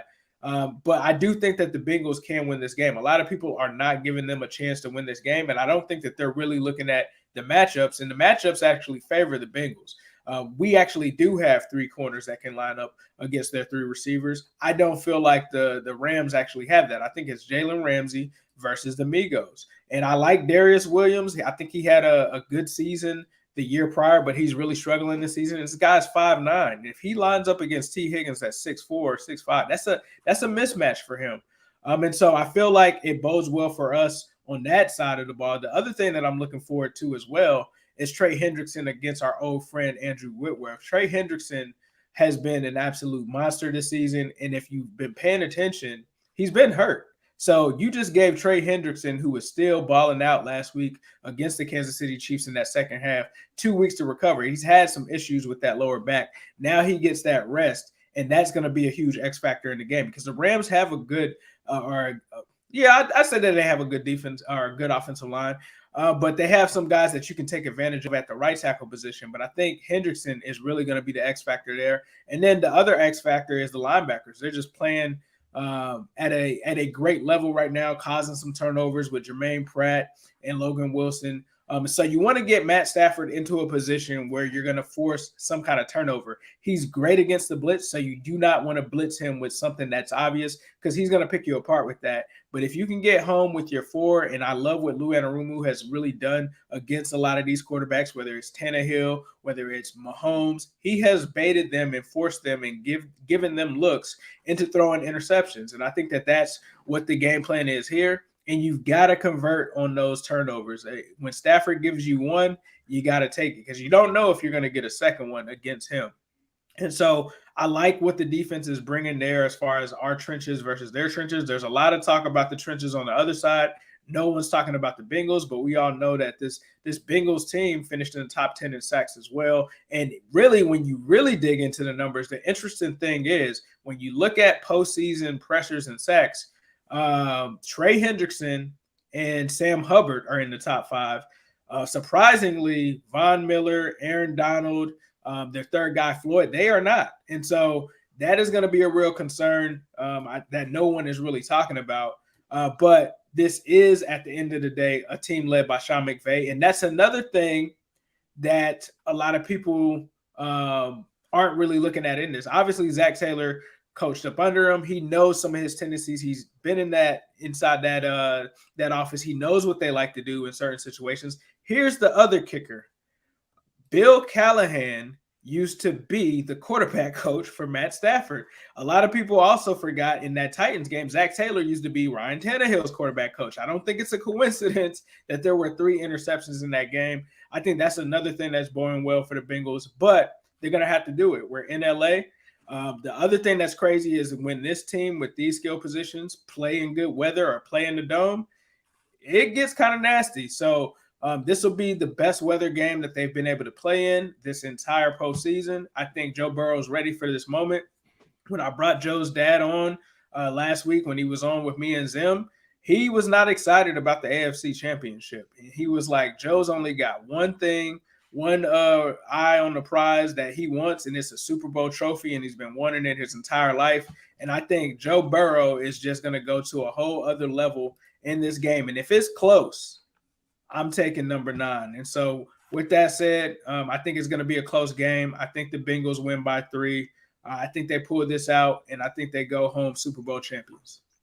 There we go. All right, we'll get to me and Q's thoughts as well as Sonny's thoughts in a second, but we got to get some more of your Super Chats because we don't want the show to go 3 hours, and we are behind on Super Chats. So let's keep going here. David with a $5 By the way, for those of you listening, I will put markers on the video today for everyone's preview, so you guys can come back to the video afterwards, and we'll have timestamps there. There we go. All right, now let's continue here. David with a $5 Super Chat says, Chase's dad was the best interview I've seen from y'all so far. He needs to come back. This was actually the second time he was on, and he is a really good interviewer because the first time we interviewed him was like right at that bye week, and literally everything that he said about the team ended up coming to fruition.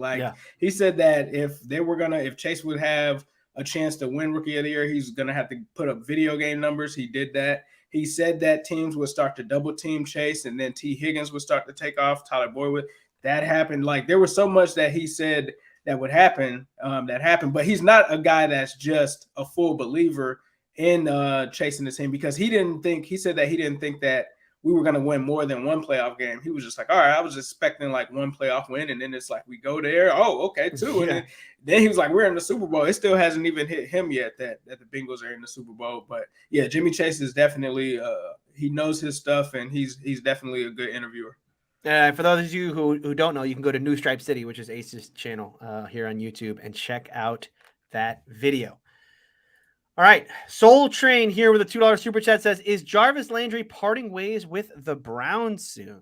He put out like 4 thank you letters in a verse. I think he's gone, bro. Like I think he's still under contract, right? This would be a cut or a trade situation. Yeah, the Browns, I don't think they're gonna keep him. I mean, like the reality is if you're gonna keep Baker Mayfield, Jarvis is probably gonna have to go, right? Yeah. Like, because Jarvis is heavily taking the side of the dude who's been juxtaposed of him. Yeah. Whether that's an actual dynamic that's a problem or not, you can't have the dude who basically said, I don't want to play with your quarterback no more, also be out here, like that's his best friend. So it's just one of them situations to where it's like, it's going to be awkward.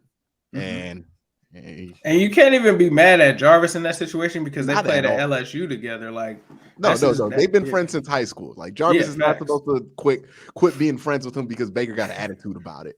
But if Baker's gonna be the quarterback, you can't have that. Yeah, because honestly, when you look at tape, there'd be times where it just looked like he just don't want to throw the ball to Jarvis, and it's just like, I'm over the whole dynamic of it. And if Baker's coming back, then whatever, bro. Like we can't had that dynamic no more, but I don't know. It's just the whole situation is annoying with everything. By the way, just thinking about this, the Steelers, likely going to lose Juju this offseason. Oh my God! Don't you dare take Jarvis Landry. I would love Jarvis Landry on the Steelers. Don't you dare Joe hated him. I would love Jarvis on the Steelers right now. Not really what the Steelers need because again, you either are you tanking or competing. You're probably closer to the former and not the latter. So like getting a 30-year-old slot receiver doesn't make a lot of sense, but. Man, please don't let that. I don't want him going to the Ravens either because that's just what hurt me. I suppose it's possible, yeah. Ray Rags here with a $5 super chat says, Ace, are you afraid of the Bengals turning Burrow into the next Andrew Luck with bad offensive line and all the hits he's taken in his first 2 years? No, because there's going to be, honestly, a lot of people forget that Riley Reef went down. The Bengals have done things to try to help protect him, but there's going to be a lot of linemen coming, I'm pretty sure, to Cincinnati within the next couple of years. So, no, I don't think he's going to be turned into Andrew Luck or any of that. It's just we saw a lot of the bet. Like, we literally have seen every single edge rusher and pressure that you can see. Obviously, we played in division with T.J. Watt, Myles Garrett, and Jadeveon Clowney, the Bosa brother. Like, we had to see them all. So, no, I don't think that the Bengals are going to do that. I think that they have a plan.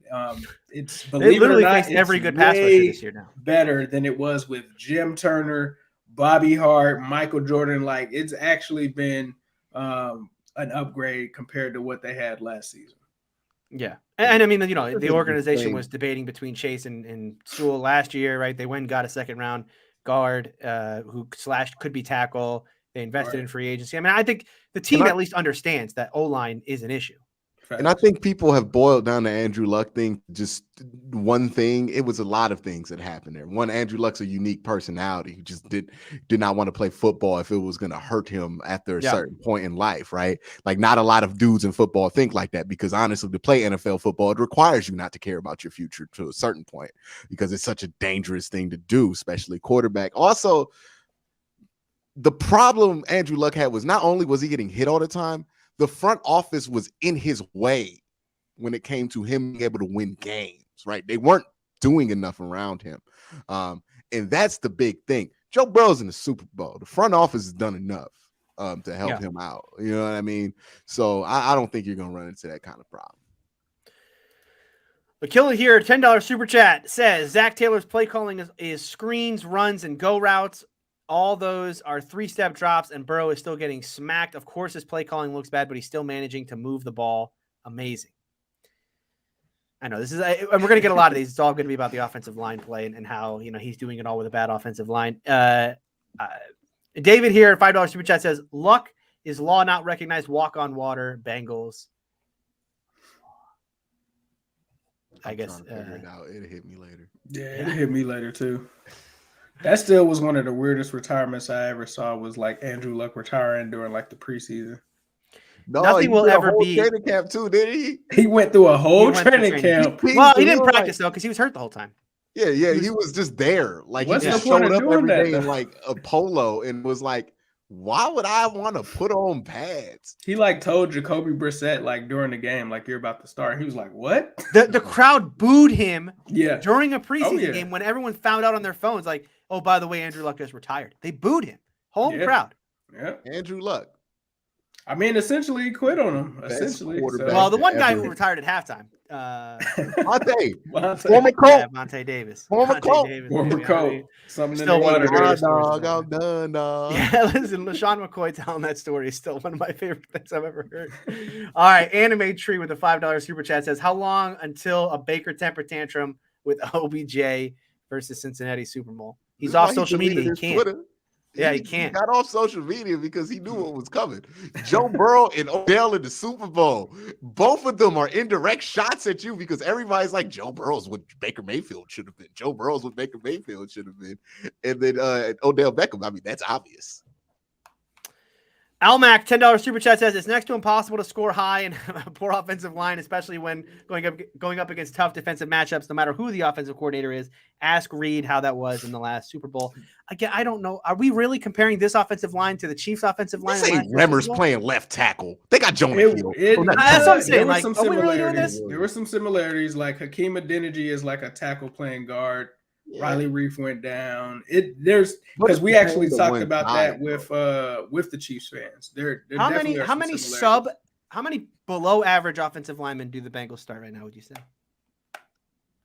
Ooh, I don't want to say that because people might see this. I'm not gonna answer that. All right, we'll question. take your answer offline. We're gonna say two, maybe three. I'll put the Eric, over under at 2.5. Yeah, exactly. Eric here with a $5 super chat says, how does everyone feel about the Bengals with an above average offensive line? All money on Bates and the offensive line, please. I'm sure we can get decent deals on other free agents.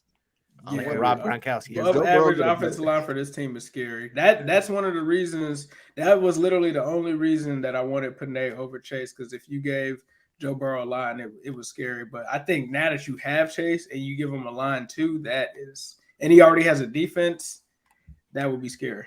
Yeah. I just want to know, like, what if this happens? If Joe Burrow gets a better offensive line, right? And then he plays worse. Are the 500 IQ people on Twitter going to start coming out and saying Joe Burrow's just better when he gets pressured? You know, he's just better with a bad offensive line. Someone did tell me Joe Burrow turns it on after he gets knocked like one good time. He was like, the problem with Joe Burrow is that his offensive line is too good. It's actually too good. Yeah. That'll be I like that. I like that. I don't like you using that take now because that is certainly something I would have said. I could see that being a 500 IQ Twitter take. Yeah, you know what I mean? Like 100%. Eric here, $2 super chat says Bengals are winning. Book the flight here, Ace. Oh yeah, I think someone was saying that those if we do win, the parade turnaround is pretty quick. So I'll definitely be looking into. You go from LA right to Cincinnati. Fact, if it wasn't Valentine's Day, I would go straight there. But I got to make sure the wife is taken care of. I was about to say something mean about Cincinnati. I'm not going to say it. I know if they had an airport or not. I was going to ask. $20 super chat here. Really appreciate this, Ben, who writes in to say they always had a hybrid offense and hybrid defense. That's why they're in this position and have been able to compensate as best they can for a bad offensive line, which you can't just coach away. Something Casey could. I really don't like this idea that, like, you know, we're like, all right, they're a bad offensive line, and they're so bad, they're as bad as like KC starting 5 backups last year. I mean, I would say this though. But the thing was, Andy Reid with that bad offensive line decided to just throw the ball, and it's like, what are you doing? Well, and Mahomes made the deadly mistake of immediately running backwards with the football, not getting rid of it quickly, but just like doing that whole like I'm going to scramble out of this. he ends up 40 yards in the backfield. Yeah, he turned into Josh Allen real quick. Not the third year Josh Allen. It was them first 2 years where it was just like all sparks. And the other thing I'll say about this offensive line stuff, not to crap on Burrow here, but Burrow takes too many sacks. I mean, there are times when Burrow is trying to make something out of nothing, and like the pressure gets to him in that way, right? I mean, it's not like, it's not like the 9 sacks against Tennessee were like 9 free rushers, right? I mean, there were times certainly where like Jeffrey Simmons was just a man among boys in that interior, but there were other times where like, yo, Joe, you got to get rid of the ball, man. Like, it is quarterback. There was like two of them that were on him, and a lot of his first year there were some stuff like that as well. And we would tell people that, and they're like, no, the offensive line is just bad. And I'm like, no, Joe, kind of like 3 of those sacks were on Joe. Yeah. Think about any time a team has those games, like if your quarterback gets sacked 7 or 9 times, he's holding on to the ball. Think about the quarterbacks that's happened to this year. Justin Fields, rookie, held on to the ball way too long. Baker Mayfield, right? Notorious for holding on to the ball too long. He's always had the highest pocket times. Same thing with Joe Burrow. Like, it's just one of those things. It's like, sometimes some guys hold on to the ball long. Russell Wilson's always highest sack. He holds on to the ball. Deshaun Watson, he's somebody who, when he was relevant, he held on to the ball way too much. Like, those kind of things only happen to quarterbacks who hold the ball too long. It doesn't happen if like Joe Flacco, who like famously would just chuck that thing out of bounds, like at the first sight. Get rid of it. All right, Ray Rags here, $5 super chat says, can you believe the Patriots chose Sony Michel over Nick Chubb? I still can't. Somebody chose Rashad Penny over Nick Chubb in that draft. Yeah. Well, Rashad Penny all of a sudden this year. It's career rejuvenation. Yeah. You can argue that, like, man, are the Giants kicking themselves for just not waiting to the second round to take Nick Chubb instead of Saquon? Saquon Barkley at number 2 was always a dumb pick. Running backs that high are just idiotic. But yeah, but we talked ourselves into that one. Yeah, I remember that was going around. And there were quarterbacks in that draft, Tony. Yeah. There were like 5 of them. That was like the Lamar and Josh Allen draft. Yes. Yeah, exactly. They passed on all those guys to take a running back. I mean, it's like, it reminds me of last year. Remember when because we gonna build around Eli and Odell, and then they traded Odell. Right, but teams do this. I mean, like the Steelers did this last year. Remember, there was that report from Jerry Dulac of the Post-Gazette, who has an ear inside the organization, who said, if this at 20, whenever the Steelers picked, right, if Najee's not there and Justin Fields falls, the Steelers would take Justin Fields. If Najee's not there, then and Fields falls, they would take it. Meaning that the implication there being, if they're both there, they would take Najee Harris over Justin Fields.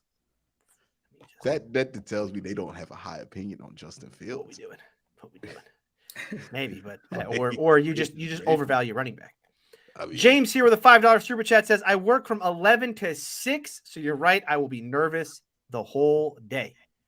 Yeah. I mean, it's certainly going to be a very unproductive day of work, no matter. I mean, that is for sure. Yeah. And the whole time you at work, they're going to ask you, what you think going to happen? You think the score going to be, and you're going to be not wanting to, like, you don't want to mess up none of your superstitions. So you're going to be nervous that you're going to say the wrong thing one time, and then you're going to mess it up for the Bengals. Don't do it.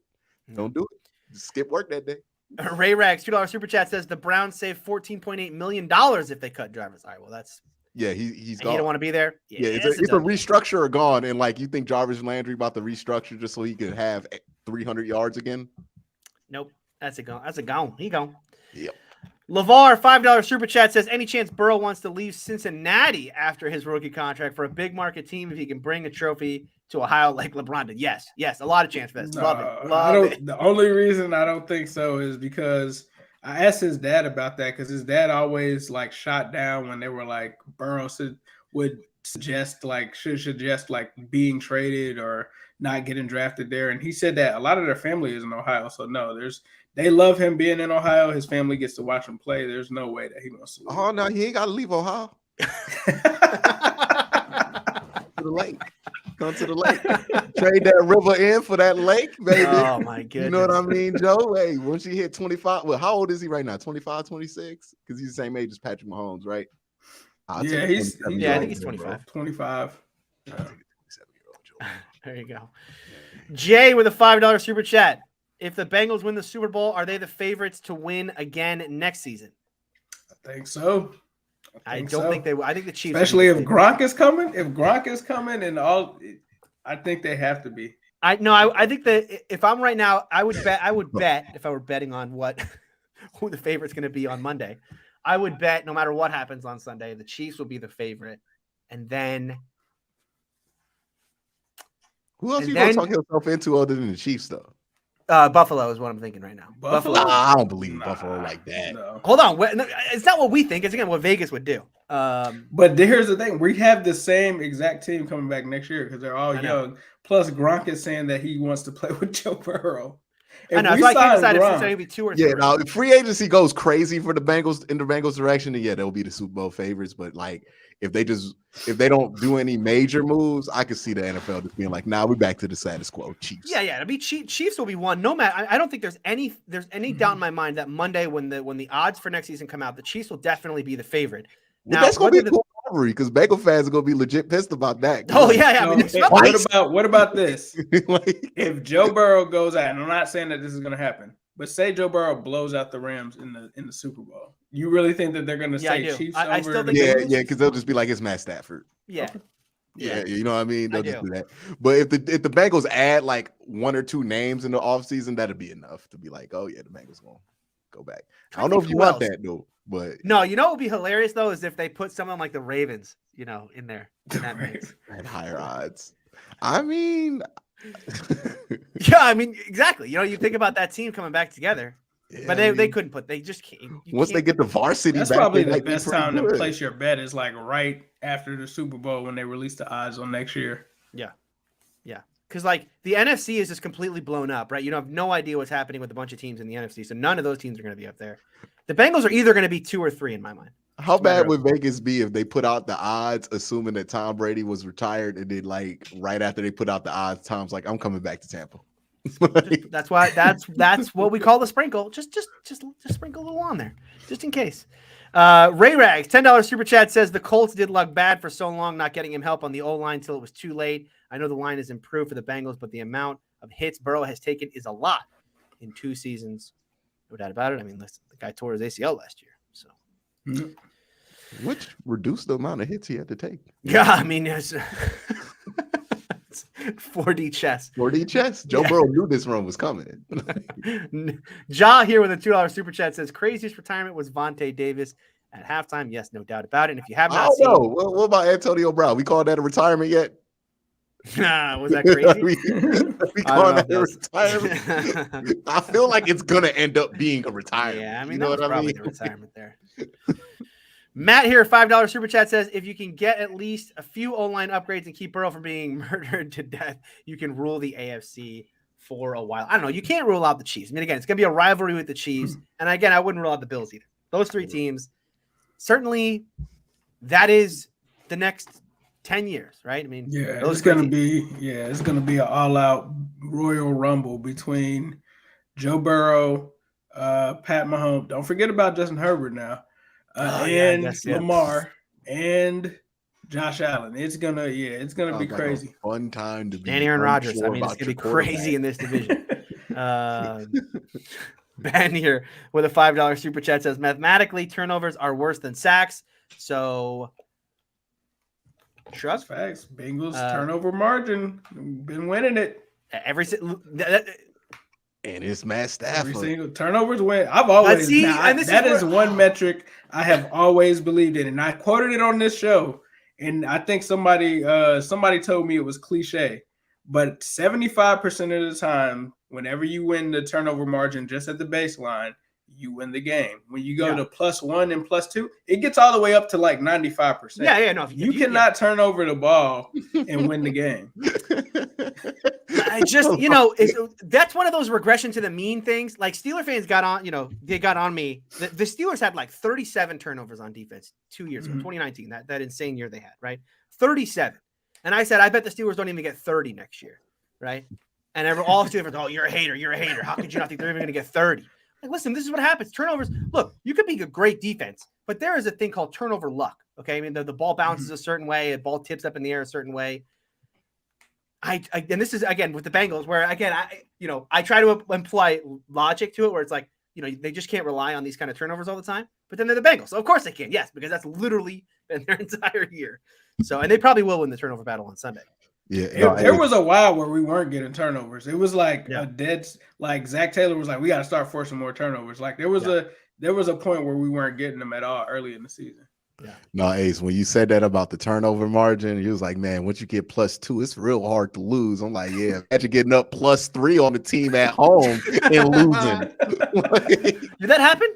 Did that happen this year? Lamar Jackson threw 4 interceptions on Monday Night Football. Oops. Oh, no, Sunday Night Football. You guys couldn't beat Lamar this year? No, we beat him once. We beat him once. We beat him. Oh, that's true. We took him out in the first quarter. Well, did you really? That's the only way we beat Lamar if we don't finish the game. And even then, it's a crapshoot, literally. Like, all right, Eric here, $5 super chat says, Quincy, how do you know how long the wait is on Super Bowl Sunday, waiting for your team to play? Just trolling, bro. I don't waited for Game 7s in the NBA Finals before. You act like, get out of here, Eric. Okay. SKB with a $5 super chat says, Zach gets a lot of credit, but Lou might be the best defensive coach in the playoffs so far. Who day? Lou is doing some stuff. I gotta tip my hat to Lou. You can't what he did, just take the second half of the Chiefs game, bottle that up. That's the best defensive performance of the entire postseason, bar none. Ja here, $5 super chat says, T. Higgins versus the Rams secondary is the matchup nightmare the media doesn't talk about. I smell a big game coming. And while I'm going to pull up receiving yards over under here. We got 72 on T. Higgins. I would take the over. Really? T. Higgins? Yes. Like T. Higgins is like the most underrated or most slept on player on our team. T. Higgins is like a baby AJ Green. Like his play style is essentially like AJ Green. People forget T. Higgins was a good reporter. The reason why we were justifying why they shouldn't take Jamar Chase. Yeah, like he had 1,000 receiving yards this year. He missed like 3 or 4 games. I just feel like he almost broke the Bengals rookie, like AJ Green's record last year, and that was another year where he missed like 2 games, and I think he got hurt before he could break it. And then of course Jamar Chase just happened, so it wouldn't have mattered anyway. But T. Higgins is really good at football, and a lot of people don't realize it. Yeah, I just, when I think about things like this, and look, I know he had 100 yards last week, right? But I see people saying things like, Uzoma could have a big game because of like that matchup with the linebackers and everything, or T. Higgins or whatever. For me, it's like an opportunity cost problem for Zach Taylor, where like, yeah, you do have a matchup. You have a matchup advantage, certainly in the middle of the field with those linebackers. But is that what you're drawing up? Like you're in the Super Bowl and you're like, all right, we're in the Super Bowl and here's what we're going to do. We're going to feed Uzoma, right? Or we're going to feed T. Higgins. Like you got Jamar Chase, they might feed T. Higgins. Yeah, they will feed T. Higgins. They have made that like a game plan before, but Uzoma, no, I don't think so. I don't think he's going to be the main guy, but T. Higgins could be a big game plan because whenever someone doubles Jamar Chase, we're going to go to T. Higgins for sure. Yeah. Same thing with will they come out running the football? I just think you got here because Joe Burrow. Nah, dog. We're gonna put the game in Joe. Yeah, we're gonna run the ball 30 times. Yeah, we're gonna dominate. Not that that's like a terrible idea. Joe Mixon is really good. It's just Joe Mixon is like 3rd in the league in rushing, and it's like he's not even the focal point of the offense. Nobody be talking about like the over or unders for Joe Mixon must be wild on those props. Yeah, I would. Yeah. Before we get to this super chat right here about Justin Jefferson coming to Cincinnati, I mean, again, I want to just ban those from there. I want to ban everyone who says that from the chat. Not enough. Y'all talk about Brock. I'm telling you. I mean, the rich, we're in the Super Bowl, but let's talk about Justin Jefferson coming here. Like, get off. You're going to play football with 39-year-old Rob Gronkowski, I'm not mad about. Like, because Rob comes there and maybe he does a thing or two, but like the dude's back is ready to give out. Like, I'm not afraid of that. But Justin Jefferson at like 24, whatever, 25, whatever he is, no. But I do want to talk about this matchup, right? The Rams run offense against the Bengals defense. And Quincy, I think you can speak to this because obviously the Stefanski offense is a lot of what the Shanahan-McVay stuff, right? With the wide zone type of deal, right? We think about Cincinnati's run defense and you think about the core that they have in the middle, specifically a guy like DJ Reader, right? Who's that clog in the middle. But when you're running a lot of outside zone, and correct me if I'm wrong here, I mean, you are testing DJ Reader's ability not to be a space clogger, but to move more laterally. And really, you're testing the linebackers there. And I think that, sneakily in this matchup, I actually think, like a prop bet I might like a little bit in this game is like a Cam Akers over in rushing yards, because I do think the Rams in the way that they match up from the way that they like to run the football may be advantageous, considering what we've already seen out of this Bengals team in their run defense in the past. Yeah, and it really depends on how athletic your guards are, right? One of the things I think, why the Titans didn't have the success running what the Browns did against the Bengals is because the Browns have really athletic guards. So that allows you to not have to worry as much about what Trey Hendrickson's going to do off the edge as a run defender. It allows you to not have to worry about the athletes they have on the defensive line. It really just gets you to that second level. And then one-on-one, you take Nick Chubb over any of those linebackers. So yeah, I think the Rams have pretty athletic. I know they got Austin Corbett over there. I don't know if they still start him, but he was terrible when he was in Cleveland. I can't imagine he was much better. But he was the dude we drafted before Nick Chubb. But yeah, I don't know if they have guards on that. The Browns have legit like two of the best guards in football, and that was real helpful in that, right? With Joe Bitonio and Wyatt Teller. I don't know if they have that kind of athletic guard play, but it could be something that could become into a factor, and you can force it to those linebackers in the run game here. The reason the Titans didn't work is because they just run straight up and then go. They run power all the time. Right. Downhill. Right. And I think the Rams' ability to kind of play more spread but still run that stuff and use their wide receivers as blockers has been something that, if you look at the McVay and how he evolved his offense in being able to use wide receivers in those ways and not having to stay in so much 12. And don't sleep on the end around. Like, look, Sean McVay gonna pull out all the tricks. What I mean? Like, Sean McVay knows that he's fighting an uphill battle when it comes to the other team having the better quarterback and the better. Well, it's hard to say you have a better offense than the Rams, given all the things that they have around Matt Stafford. But I would make the argument that the Bengals are a better offense. So yeah, he's gonna pull out a lot of tricks. He's going to study what teams that were successful against that Bengals defense were able to do against them. Brown's running a very, very similar scheme to what, it's basically, it comes from the same tree, right? It's all Shanahan tree stuff. Right. So yeah, man, it's amazing how many of those guys are in the league right now. That bubble's gonna pop soon, by the way. It does feel like it, right? But I think each of them is doing a good enough job of kind of evolving it that it hasn't become stale. Just because it is absolutely taking over the league. But it's not like their scheme has been figured out, or at least every time it does kind of get figured out, everyone puts a little wrinkle on it, and it's a scheme that's been going on since the 70s. Well, it's hard to figure it out. Like it's been around forever, but. Every team runs some type of version of it. Even the Bengals run a little bit of it. They go in the shotgun a lot, but they still do some of those concepts. But yeah, it's going to be a test there for that defensive line to see if they can get lateral like that. That's the only time they've really struggled against the run. But I don't know, man. I wouldn't say anything the Bengals do against the Browns would be a rule, because this weird stuff happens when the Browns play. Well, it's not just the Browns. I mean, look, I look back at that Tennessee game, and I know we look back today and we say like, oh, they shut down Derrick Henry.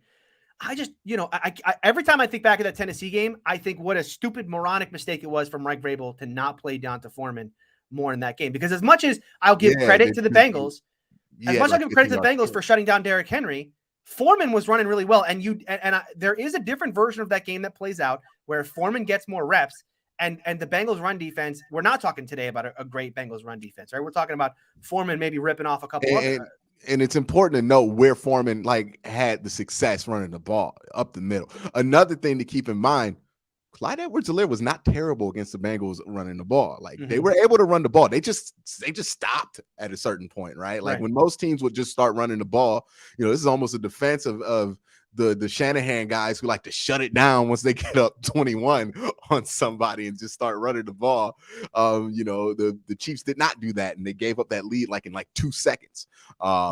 And they could have ran the ball more there. So yeah, I think Cam Akers, is he the best running back they've ran up against? Well, no, obviously it will be. Well, Derrick Henry wasn't Derrick Henry. He wasn't Derrick Henry. Yeah, I mean, and that's the thing. And they had Josh Jacobs and that what the Raiders brought, but I think Akers is probably, the most Akers healthy and best that running back, you the could say. threat, I think it's the overall threat too. The overall threat of what the Rams have makes that run threat a little bit more dynamic too. Just And the because play of action that they're going to run off there. there. We know that they're going to run a ton of the play action. And, Stafford's got the big arm, and, he's clearly a better quarterback than Ryan Tannehill. So. The weird thing about the Bengals is they have played well against that scheme, but they've also played terrible against that scheme. Yeah. Like it's one of those things where, like, I don't know, they're hard to figure out in that aspect because they have had some of their worst games against that scheme. And they've also had some of their best games against it. Yeah. That's what makes Sunday so fun. All right.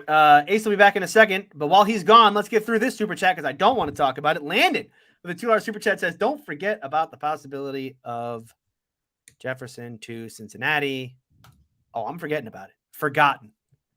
Roar Sports Media with a $5 super chat says, this is just because I feel bad for Q's quarterback situation. Cheers, bud. There you go. $5 super chat. Trading for Kyler Murray. Why do you feel bad for Q's? Listen, hold on.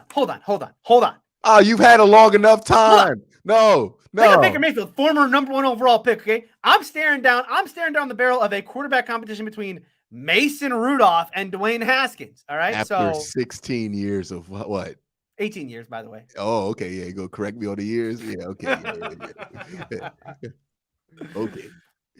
Ray Rags here with a $10 super chat says, man that win the turnover man, that win the turnover margin thing doesn't work for me. I went to a Browns-Steelers game in 2012 where the Browns forced 8, and it was still a 1-score game, and the Steelers quarterback was Charlie Batch. I think I remember that game. That was a Chris Rainey game. That wasn't 2012. That had to be like 2011. That had to be during Eric Mangini. That was a Chris Rainey fumbles a million times game. And, yeah, with the beard dude from Florida. He was like in the league for 5 games. And then Jonathan Dwyer was in that game. Tomlin benched every running back who fumbled. Every single running back for the Steelers fumbled. So they actually did like a volleyball style rotation. Kept rotating. Keep that rotation going. Yeah. I think the Browns lost like 2 games where they were up 2 on the turnover margin this year. I mean, just bad offensive ruined everything. Do you think the winner, is turnovers enough to change the balance on Sunday?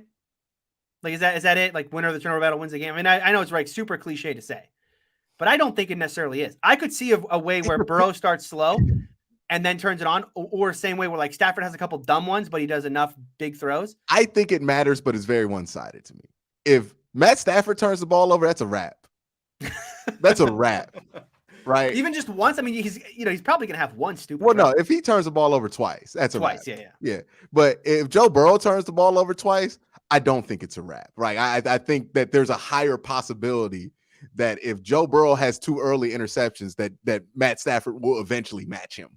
Right. I think it could be a situation where like you start with like an early sack fumble and then like an interception from Burrow, and then you get an interception from Stafford. The Rams win the turnover battle 2-1, but Burrow still finds a way late to bring the Bengals back. I think that's certainly. If the Rams win the Super Bowl, they are clipping some of this podcast. There is a Rams fan that is watching silently all of this disrespect that I'm throwing towards Matt Stafford. I'm picking the Rams to win the game, but I'm betting on the Bengals. I mean, I'll just say that right now. Like, I think the Rams will probably win this game, but 4.5 is too many points. I think this game's gonna end up somewhere around like 27-23. Well, real quick, while we're waiting for Ace to come back here, we could just go through our analysis of the Super Bowl. Yeah, go for it. Yeah. Let's hear your thoughts on the game. Yeah, I think this game's interesting. I said before, I think the winner of this game punches their ticket into the Hall of Fame, just because the Super Bowl win would legitimize Matt Stafford's career and make it easier to rewrite his history, even though he wasn't that far away from being a Hall of Famer. He just had no postseason success, and that you're not going to get in the Hall of Fame without that. Now that he has that, he'll get in, right? This is like the Kyle Lowry ring, right? When Toronto got that, now all of a sudden Kyle Lowry's a Hall of Famer, and we talk about him differently. That's Matt Stafford. Matt Stafford is Kyle Lowry. If he gets the ring, he's a Hall of Famer all of a sudden. Like, it's just one of them things. I think this game's interesting because I don't know what the Aaron Donald factor is going to be. Like, I don't know how much that's going to hurt the Bengals, right? Is this going to be a thing where he gets pressure, but Joe gets rid of it quickly, or they have a plan for it? I have to imagine it. They do. Or is this going to be something that wrecks the game? I would like to think that the Bengals are more competent than to allow Aaron Donald having a good game being something that completely throws them off. Like, that can't be how you go into this game. It's like, hey, if Aaron Donald does something good, we're in trouble. You can't be having the game plan depend on Aaron Donald not being good at football, right? So I'd imagine that they're adjusting for that. So that's going to be something interesting. I think that wide receiver matchup is also interesting, right? Because, we talk about, hey, what are they going to do about T. Higgins? What are they going to do about Tyler Boyd? But that's where Aaron Donald comes in. It's easier to get the ball to Jamar Chase when, he's probably going to be your first read to priority most of the time. It's harder to then be pressured and then get the ball to Tyler Boyd, right? When he's the third read, or you be pressured and then get the ball to T. Higgins. Again, that's where that Aaron Donald factor comes in, right? Is he going to wreck this game? Is he going to make it harder to get to your second and third option? Because they'll be open. I promise you, those two will be open all day. It's about if they're going to have enough time to get the ball to him. That's the main X factor. They have time and they do a good enough job. I mean, like, you probably give up like 4 or 5 sacks. I think you're fine. Then I think the Bengals will win this game by like 10 points. If not, it's going to be closer. If it's close, I give the edge to Cincinnati. I think they have the better quarterback. The only way I think the Rams can win this game is they just blow them out. Right. That's the only way I think the Rams will win this game. I don't think they can win a close game. You think they'll get tight at the end? Like who, the Rams? Yeah, you think like the Ram, like there's like a collapse factor for the Rams. Like they couldn't, at the end, the big play is gonna be made by the Bengals. Yeah, I would Okay. bet money on that. Yeah. Like I just don't trust Matt Stafford in those kind of. It's a theme on this show. Yeah, you know what I mean. Like, I trust Matt Stafford in a lot of regular season situations, but sometimes he does stuff that makes you just wonder about. Like it again. Matt Stafford is notorious. He will have these stretches where you like, how is Matt Stafford not a top 5, top 7 guy? And then he'll do something and you like, that's why he's there. That's why he's Matt Stafford. So that's really what I would worry about for them. Yeah, I don't think it's going to be a blowout, so I think it's going to be a close game, which means by default, I have to go with the Bengals. I think the Bengals are probably they have the kicking factor, right? Quincy.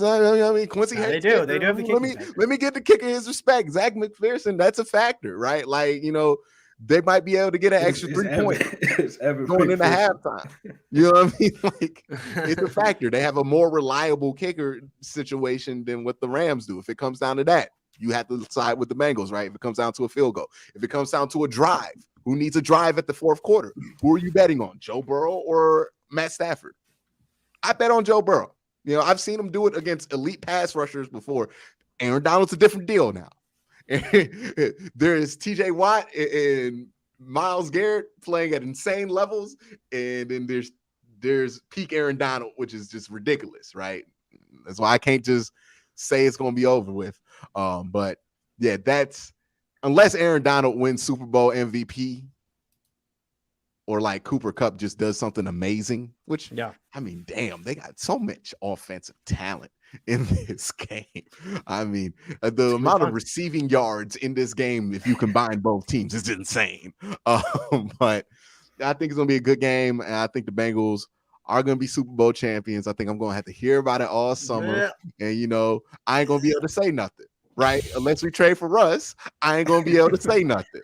So I'm going to just let Bengals going to win this Super Bowl, in my opinion. And that's going to be what it is. And I just hope the Cavs have a spectacular season so I don't have to think about what the Bengals did until about late July. You know what I mean? You're not predicting a booty beatdown for the? Well, I would not do that to them. I don't want anybody. I wouldn't want anybody to play jinx. We're not going to get any of those before the Super Bowl. That's not cool. That's breaking the code. I'm not going to do that. I actually like Ace. Okay, so I'm not going to put the juju on him. No, I think the Bengals are going to win this game. I think it's going to be a close game. Yeah. I think just whenever you talk about the X factors at the end of the game, what's going to determine it, if it comes down to a kick, if it comes down to a drive, if it comes down to a throw, in every single one of those situations that are offensive oriented. And we know that these games eventually just come down to how you can score the football. Yep. The Bengals have the edge in every single one of them. You feel more comfortable with the Bengals option than you do the Rams option. That's kind of what it comes down to me for this game. Now, again, the best quarterback doesn't always win the Super Bowl, but it's usually in scenarios where like two or quarterbacks are like at the same level. I don't believe Matt Stafford and Joe Burrow to be at the same level. I'm just gonna put that. I mean, Huh? Foles. Well, yeah, Nick Foles could pull something out Foles won a nowhere. Super Bowl. Like defensive line play can be that X factor that just changes anything. And that's Yeah. why I say the only way the Rams win this if this is blowout, because that means something catastrophic went wrong for Cincinnati on the offensive line. Yeah. But other than that, I think the Bengals win. Yeah, obviously, as I said, I'm predicting the Rams to win the game, but I'm betting the Bengals because. By the way, I'm gonna have bet. I thought this was I was putting this in my app that I keep track of all my bets. I bet the Bengals every single week this postseason. Every single week this postseason. I know I'm like the big hater of the Bengals. I literally bet them every single week this postseason. I will say this, for me. I know the Bengals talk a lot about like the meta of this game, right? Like the idea of like, hey, we're post analytics and all that. I think for me, there is a part of me that even leans on that aspect of it, but in the Rams' favor, right? Which is, look, this is a Rams team that 3 years ago played in a Super Bowl against the New England Patriots, right? Tom Brady. They played great defensively. I mean, it was a 3-3 game for the vast majority of that football game. And the reason why they lost that game is because Jared Goff could not make a play. I mean, just literally could not make a single play in that football game. And they lost the football game because of it. And now here they are 3 years later, and they've upgraded the thing that they needed to do was get a better quarterback, and they've done that now. And so I just think from a meta perspective, forget about, I've talked about all the matchups in the game that interest me and they still do, but I think just from a meta perspective, like I think we look back at the 2021 season and we say like, oh yeah, that was the year that like the Rams finally got a quarterback and they put it all together. Not taking anything away from what the Bengals have done this year. As I said, like, they have certainly shocked the world, right, when it comes to getting this far. And it would not surprise me if they win this game, which is why, again, I think 4.5 points is too many. And that's why I'll be taking them when it comes to the spread. But I do think the Rams win the football game. Yeah. One thing I wanted to add into that is, I know people are like talking about how many weapons the Rams have, but like the Bengals are fresh off of making Patrick Mahomes look like he was at Texas Tech. Right. like that cannot be. I think it's been forgotten in these 2 weeks because I think people just look again. The thing you have to not do with the Bengals defense is just look at the roster, right? If you just look at the roster, you're like, no way Cheeto does anything again, but it ain't about the roster. It's about how they play as a unit, and they've played pretty good football as a unit, and especially in that back end. And if you confuse Matt Stafford enough, certainly there is a version of this game that plays out that is an absolute disaster, and it's a disaster on the part of Matt Stafford. Now, Matt Stafford is harder to confuse than, it's going to sound crazy, but like Matt Stafford is legit harder to confuse than Patrick Mahomes. Like Patrick Mahomes' thing is like, he could just do stuff that's just incredible. Well, it's out of structure. I mean, so much of what Mahomes does is this kind of crazy out of structure stuff. The Rams are a very structured offense. Matt Stafford doesn't seen it all. Exactly. You know what I mean? It's not like we have to structure it so that you're not going to trick him. All right, Jared, on this play, you're either going to go here or here. And if that doesn't work, we're screwed. Jared, press A. Jared, this is the game plan with Jared. Go. Jared, you going to press A. If you ain't got A, throw that thing out of bounds. Click the button.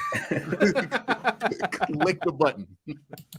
All right. We're going to get to more of your super chats here in a second, but let's hear from our boy Sonny, who sent in this video. Ravens representative. I'll back this up. Hey guys, Sonny, SCU Sport, your Ravens representative. Haven't been there for the past couple of weeks, dealing with long COVID. Thank you for the people that have been reaching out, checking up. I wish I could have been today live for the guys. I'm dealing with a couple of things, and then my energy level's not there. But we're gonna talk about this game. The Bengals going to the Super Bowl. I'm gonna start with something I said about like 6-7 weeks ago, which was controversial back then, when I said the Bengals should win the division. That was, the Ravens were up 2 games in the division, and that, well, I don't want to rehash that battle, but that was a big episode for us. I'm gonna say this in the same line: the Bengals should win the Super Bowl. Now, this goes against something that I believe very deep in. I believe the trenches. I mean, I get the label of I'm the trenches guys in the podcast, right? I'm all He is the about trenches guy. the fat guy, right? Definitely My the O line, trenches my guy. D line. But the Bengals D line has been playing great. The O line, even though it didn't play horribly against the Chiefs, it played actually decent in my opinion. But throughout the playoffs, it's not been great. This D line for the Rams is no joke. They're coming hot. And that could be the wrecking for the Bengals. That's the only way I can see the Bengals losing this game. If that D line for the Bengals just dictates the D line for the D line for the Rams. Sorry, the D line for the Bengals. On the other hand, I think is good. It's probably facing the best O line. Chiefs and them about the same. But let's say that the Rams had that a little bit better. But obviously, the Rams offense is nowhere near as explosive as the Chiefs offense. So I think the Bengals should win this game. Again, the only thing I can see how this game can deviate is that the defensive line for the Rams just controls the game, right? It's just Donald, Miller, and company just destroying the Bengals. Oh, like, it could happen. Other than that, this game, I think offensively for the Rams is going to be challenging. This defense for the Bengals is playing very well. I know against the Chiefs, it looked like they had a delayed start, meaning it looked like after it took them like 3 or 4 possessions or series for the Bengals defense to be like, yo, what are we doing? Let's play, right? And then they play really good. But this defense for the Bengals have been playing fairly well throughout the playoffs, and the Rams offense, it is good, but it's not like, oh my God, this glorified offense. It's not like the offense that they used to see. Now, they had good receivers, but they had dealt with Odell Beckham Jr. before. They know how to deal with OBJ. Now, Cooper Kupp is a problem. Great receiver. On the other side, the Bengals offense. Rams haven't dealt with that throughout the playoffs, right? Think about this. Think about the journey. The Arizona Cardinals, they were a powerful offense, and then who knows what they were at the end of the year. Obviously, not having D-Hop, that hurts them. The Bucks, that wasn't the Bucks offense that we used to seeing, right? And they barely got through that because they tried to give that game away. And then San Francisco 49ers, that offense ain't that great. So obviously, nothing compares to the power that the Bengals present. I actually think the Bengals should attack this game. How? Balance. You balance. You keep them on their toes. Between mix them, play action, and hit them. Chase, I think Chase will have the same type of game that he had against the Chiefs. He's going to command a lot of attention. So you need that secondary and third receivers to play, right, and to their expectations. Higgins and Boyd. But Mixon is a big part. You can see when Mixon gets going, that team is almost unstoppable. Also gives the confidence to that offensive line. So, saying all this, again, trenches is my word because that's where the Rams have the edge, in my opinion, and that's usually where I put most of my weight. But the Bengals feel like a destiny team. Bengals fan, you should be excited. You should just, you should be all in, right? You.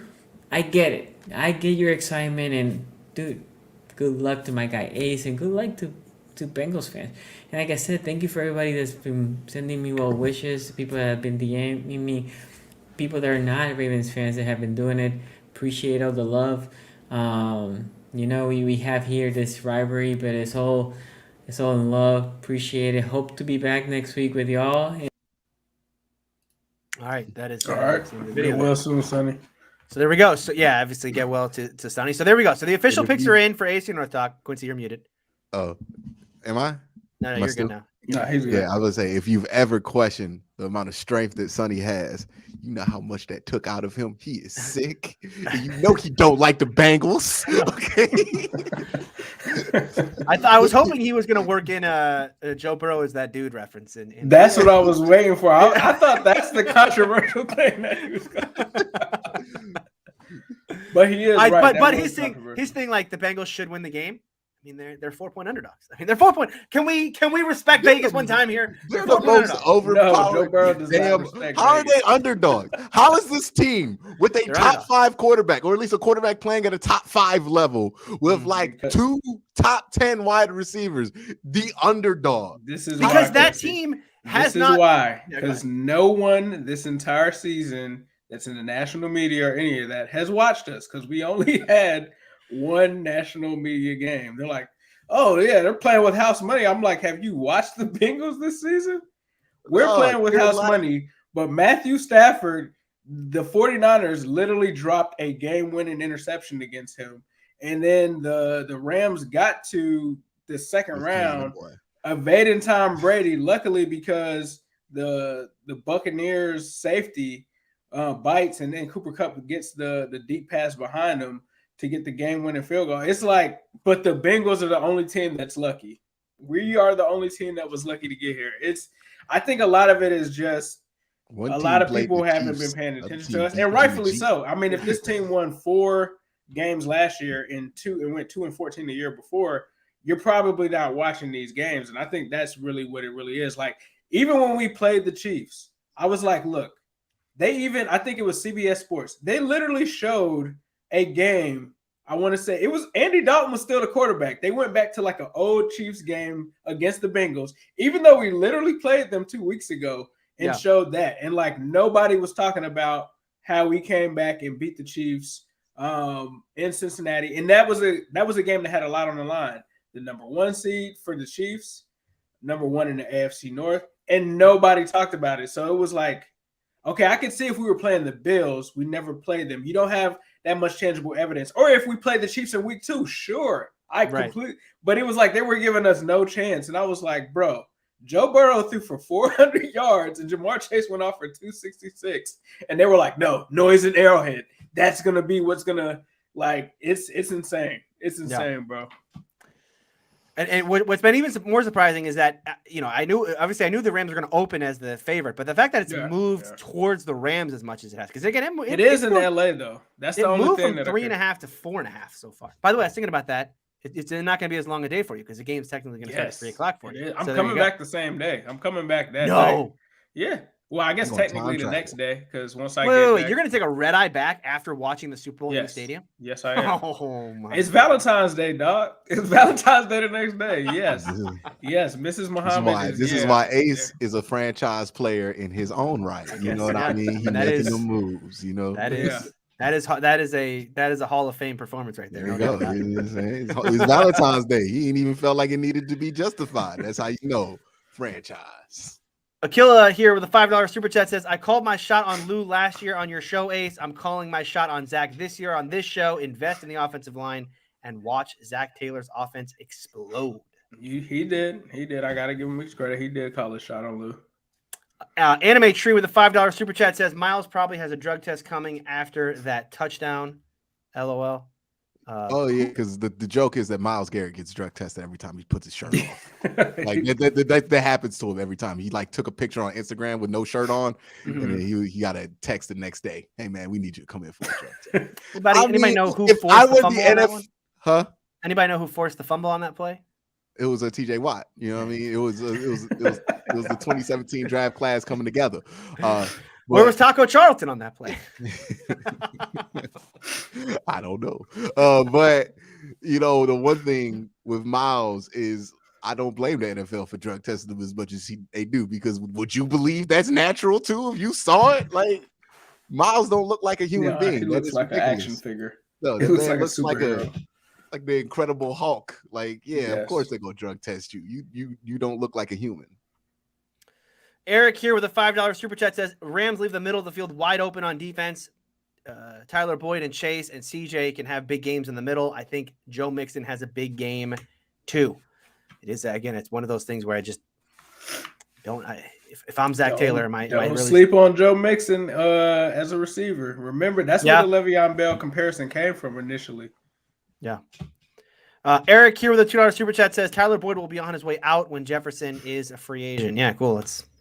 Let's get those three together. Yeah. Cool. Let's Fastest get super the whole chat transition I've 2019. ever seen. Yeah, that's Yeah, fun. let's just get the whole Grant Delpit. Trade for Grant Delpit too. You know, just Yeah, why bring the not? whole team back.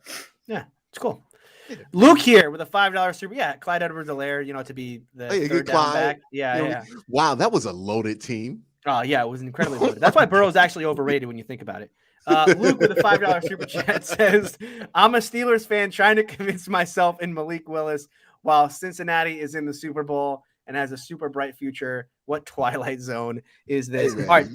it could be worse. You could Hey. be arguing with people about why Jimmy Garoppolo is not an upgrade at the quarterback position. Well, it could be worse. I mean, look, of the quarterbacks in this class, there are no great quarterbacks in this class.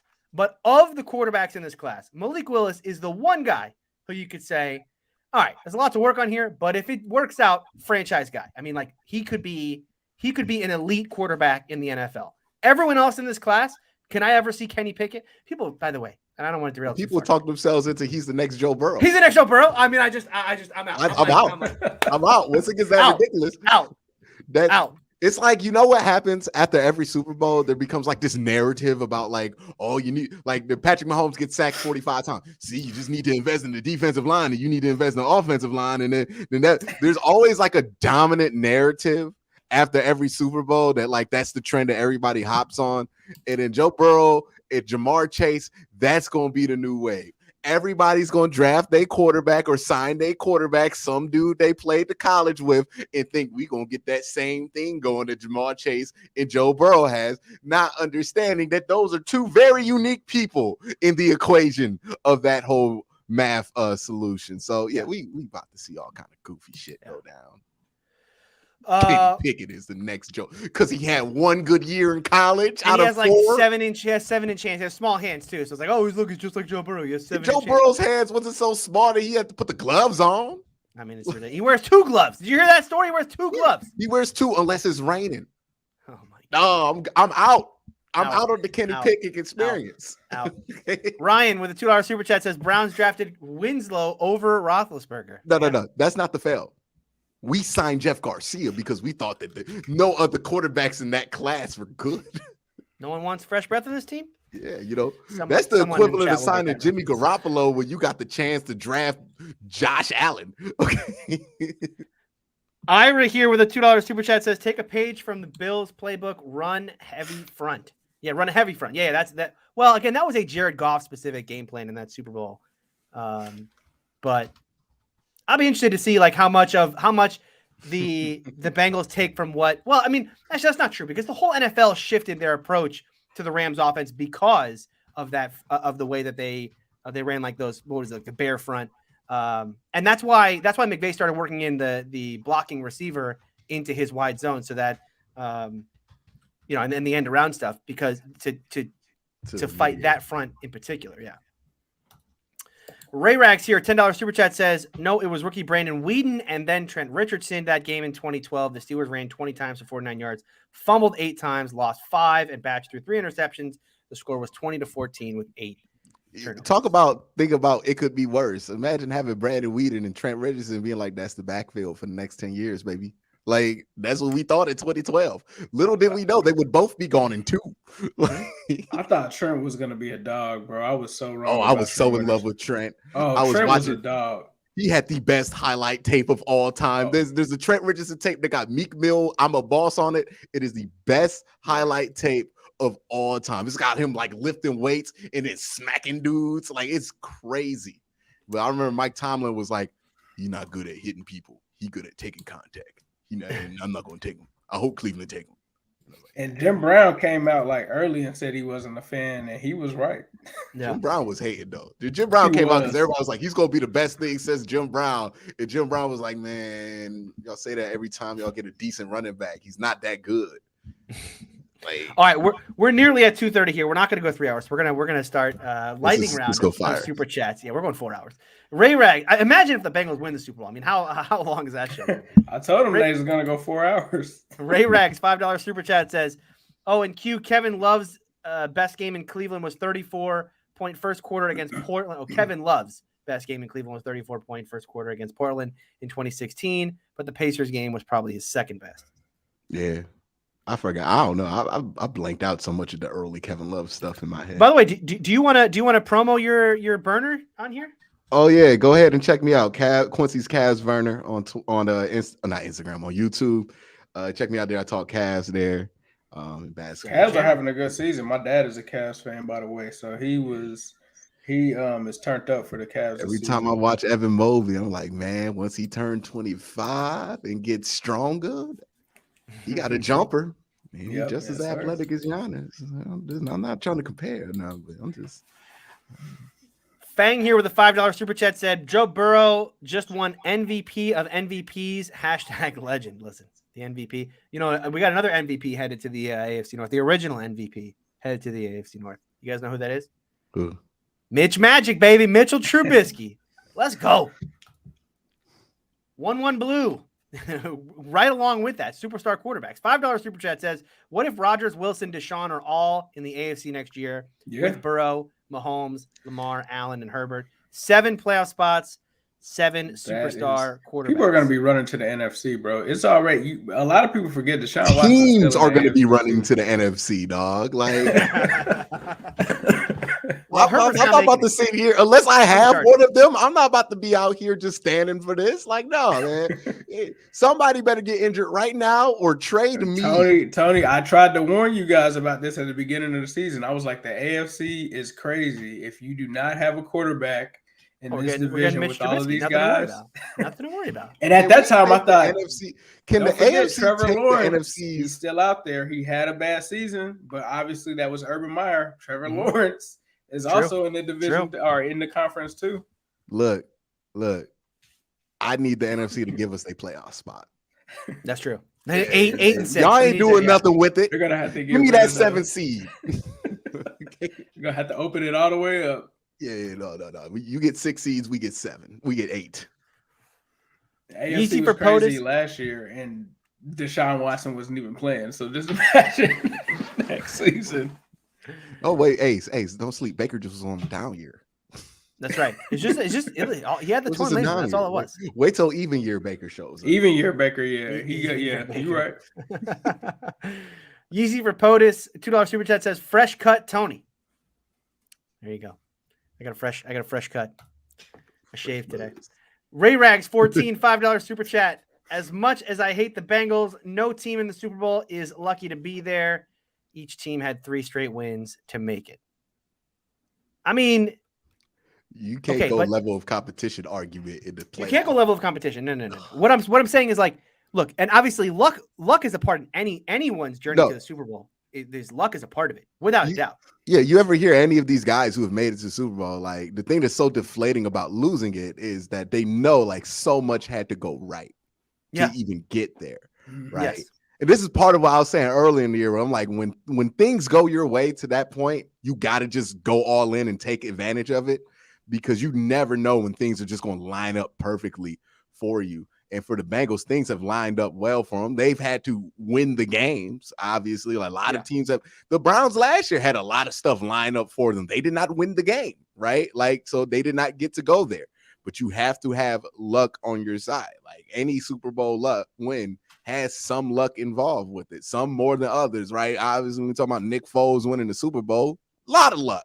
But, you need it. I still remember what was it? The Steelers, when they had Jerome Bettis, and I think they were going against the Colts, and they were like on the 1-yard line, and they were like, "Oh, we're just gonna give it to Jerome Bettis," and then he like gets hit, and then the ball like ricochets back. And I think if Ben Roethlisberger doesn't make that tackle on like the corner, it's like the Steelers don't even go to the Super Bowl that year. Yeah, he could have run for a touchdown and scored. Yeah, and then the Steelers would have needed to score back. And the thing that people forget about that game is, okay, he makes the tackle, but Manning, Manning did Manning stuff in that game. He got them into field goal range. Mike Vanderjagt, who at the time was the most accurate kicker in the National Football League. This is when he became the idiot kicker. He was the idiot kicker, no doubt about it. I mean, this drunken idiot kicker missed. I mean, he didn't just miss. You go watch that kick on YouTube. He didn't just miss. I mean, this thing wasn't even in the stadium. I mean, this thing is just, he did one of those play jobs where that thing just go left. Like, exactly. I mean, he never had a chance. He like threw his helmet down before the ball even went, before the ball hit the ground. I mean, it was that bad. So, every team has to go through that on their way. I just think the Bengals have hit on a lot of things where you're like, boy, how did they get through that? Right? Like how did they get? How do you get through taking 9 sacks in a football game? Right. And, how do you get through giving the ball to Mahomes? Yeah. That is a valid. That is a valid. Is a valid counterpoint. Max here with a $10 super chat says, "Love the show, guys. Ravens fan here sending first chat. Appreciate that, Max. Instead of the Pro Bowl, should they have the 2 worst teams play for the number 1 pick, the Toilet Bowl? I'm here for it. I believe Jeff Schwartz is the one who originated this idea, and I do think this is a great idea." Wait, y'all need to come back to reality on that. You want 2 of the worst teams in the NFL to come back off the 3 weeks off and play a football game instead of the Pro Bowl? Like you want one of them games you ain't gonna watch. Right about this. Yes. Yeah, to come back 3. Who would it be this year? Good. Who would it be? Good. Jags, Jets? Good. Jags, Jets. Yeah, I'm not trying to see Zach Wilson and Trevor Jets? Lawrence battle it out. Oh, come on. You wouldn't want to? I'm not trying to watch that. Like Winner gets the number 1 overall pick? Less people would watch that than the Pro Bowl. Jags? No, Jags Lions. Come on, Jags Lions. You don't want Jared Goff? The thing, though. Jared Goff versus Trevor Lawrence, baby?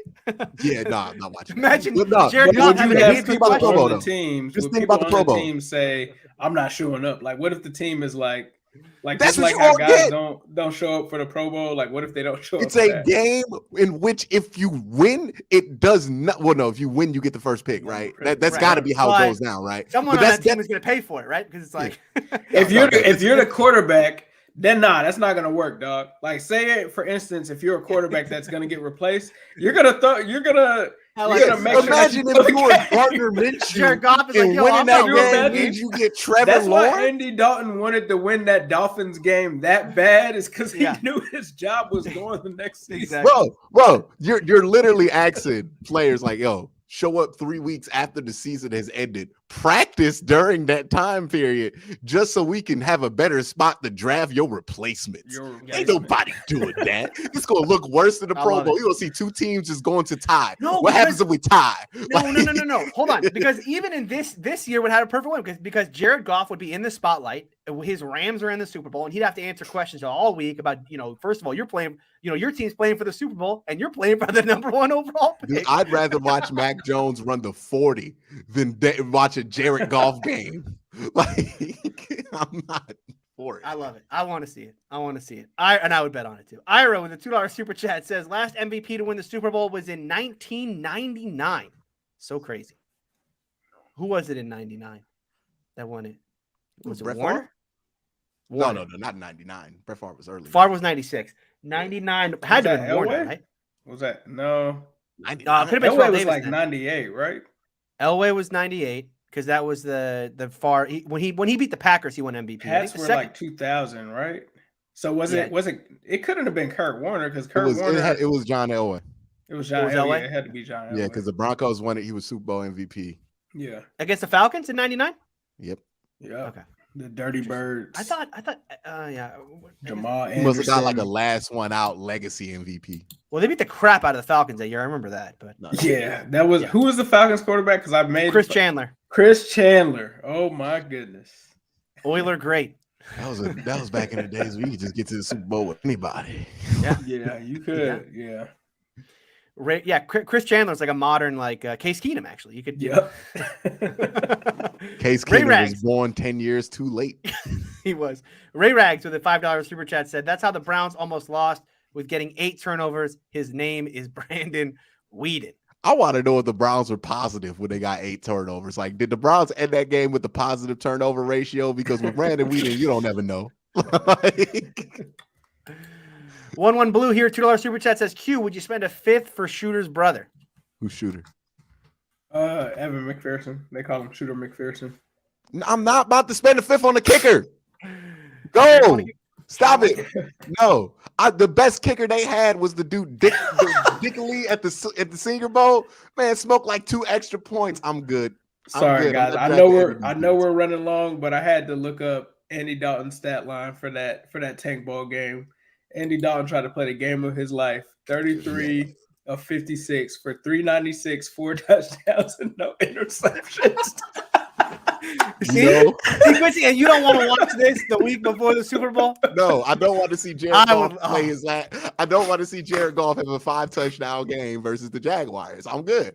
I'm pretty sure Ace, you don't even remember. Hey, I'm pretty sure Ace, you these remember watching dudes- that one and you were like, why is he playing good now? This is the Guess- one guess time who when he's the under other pressure quarterback that he was? shows up.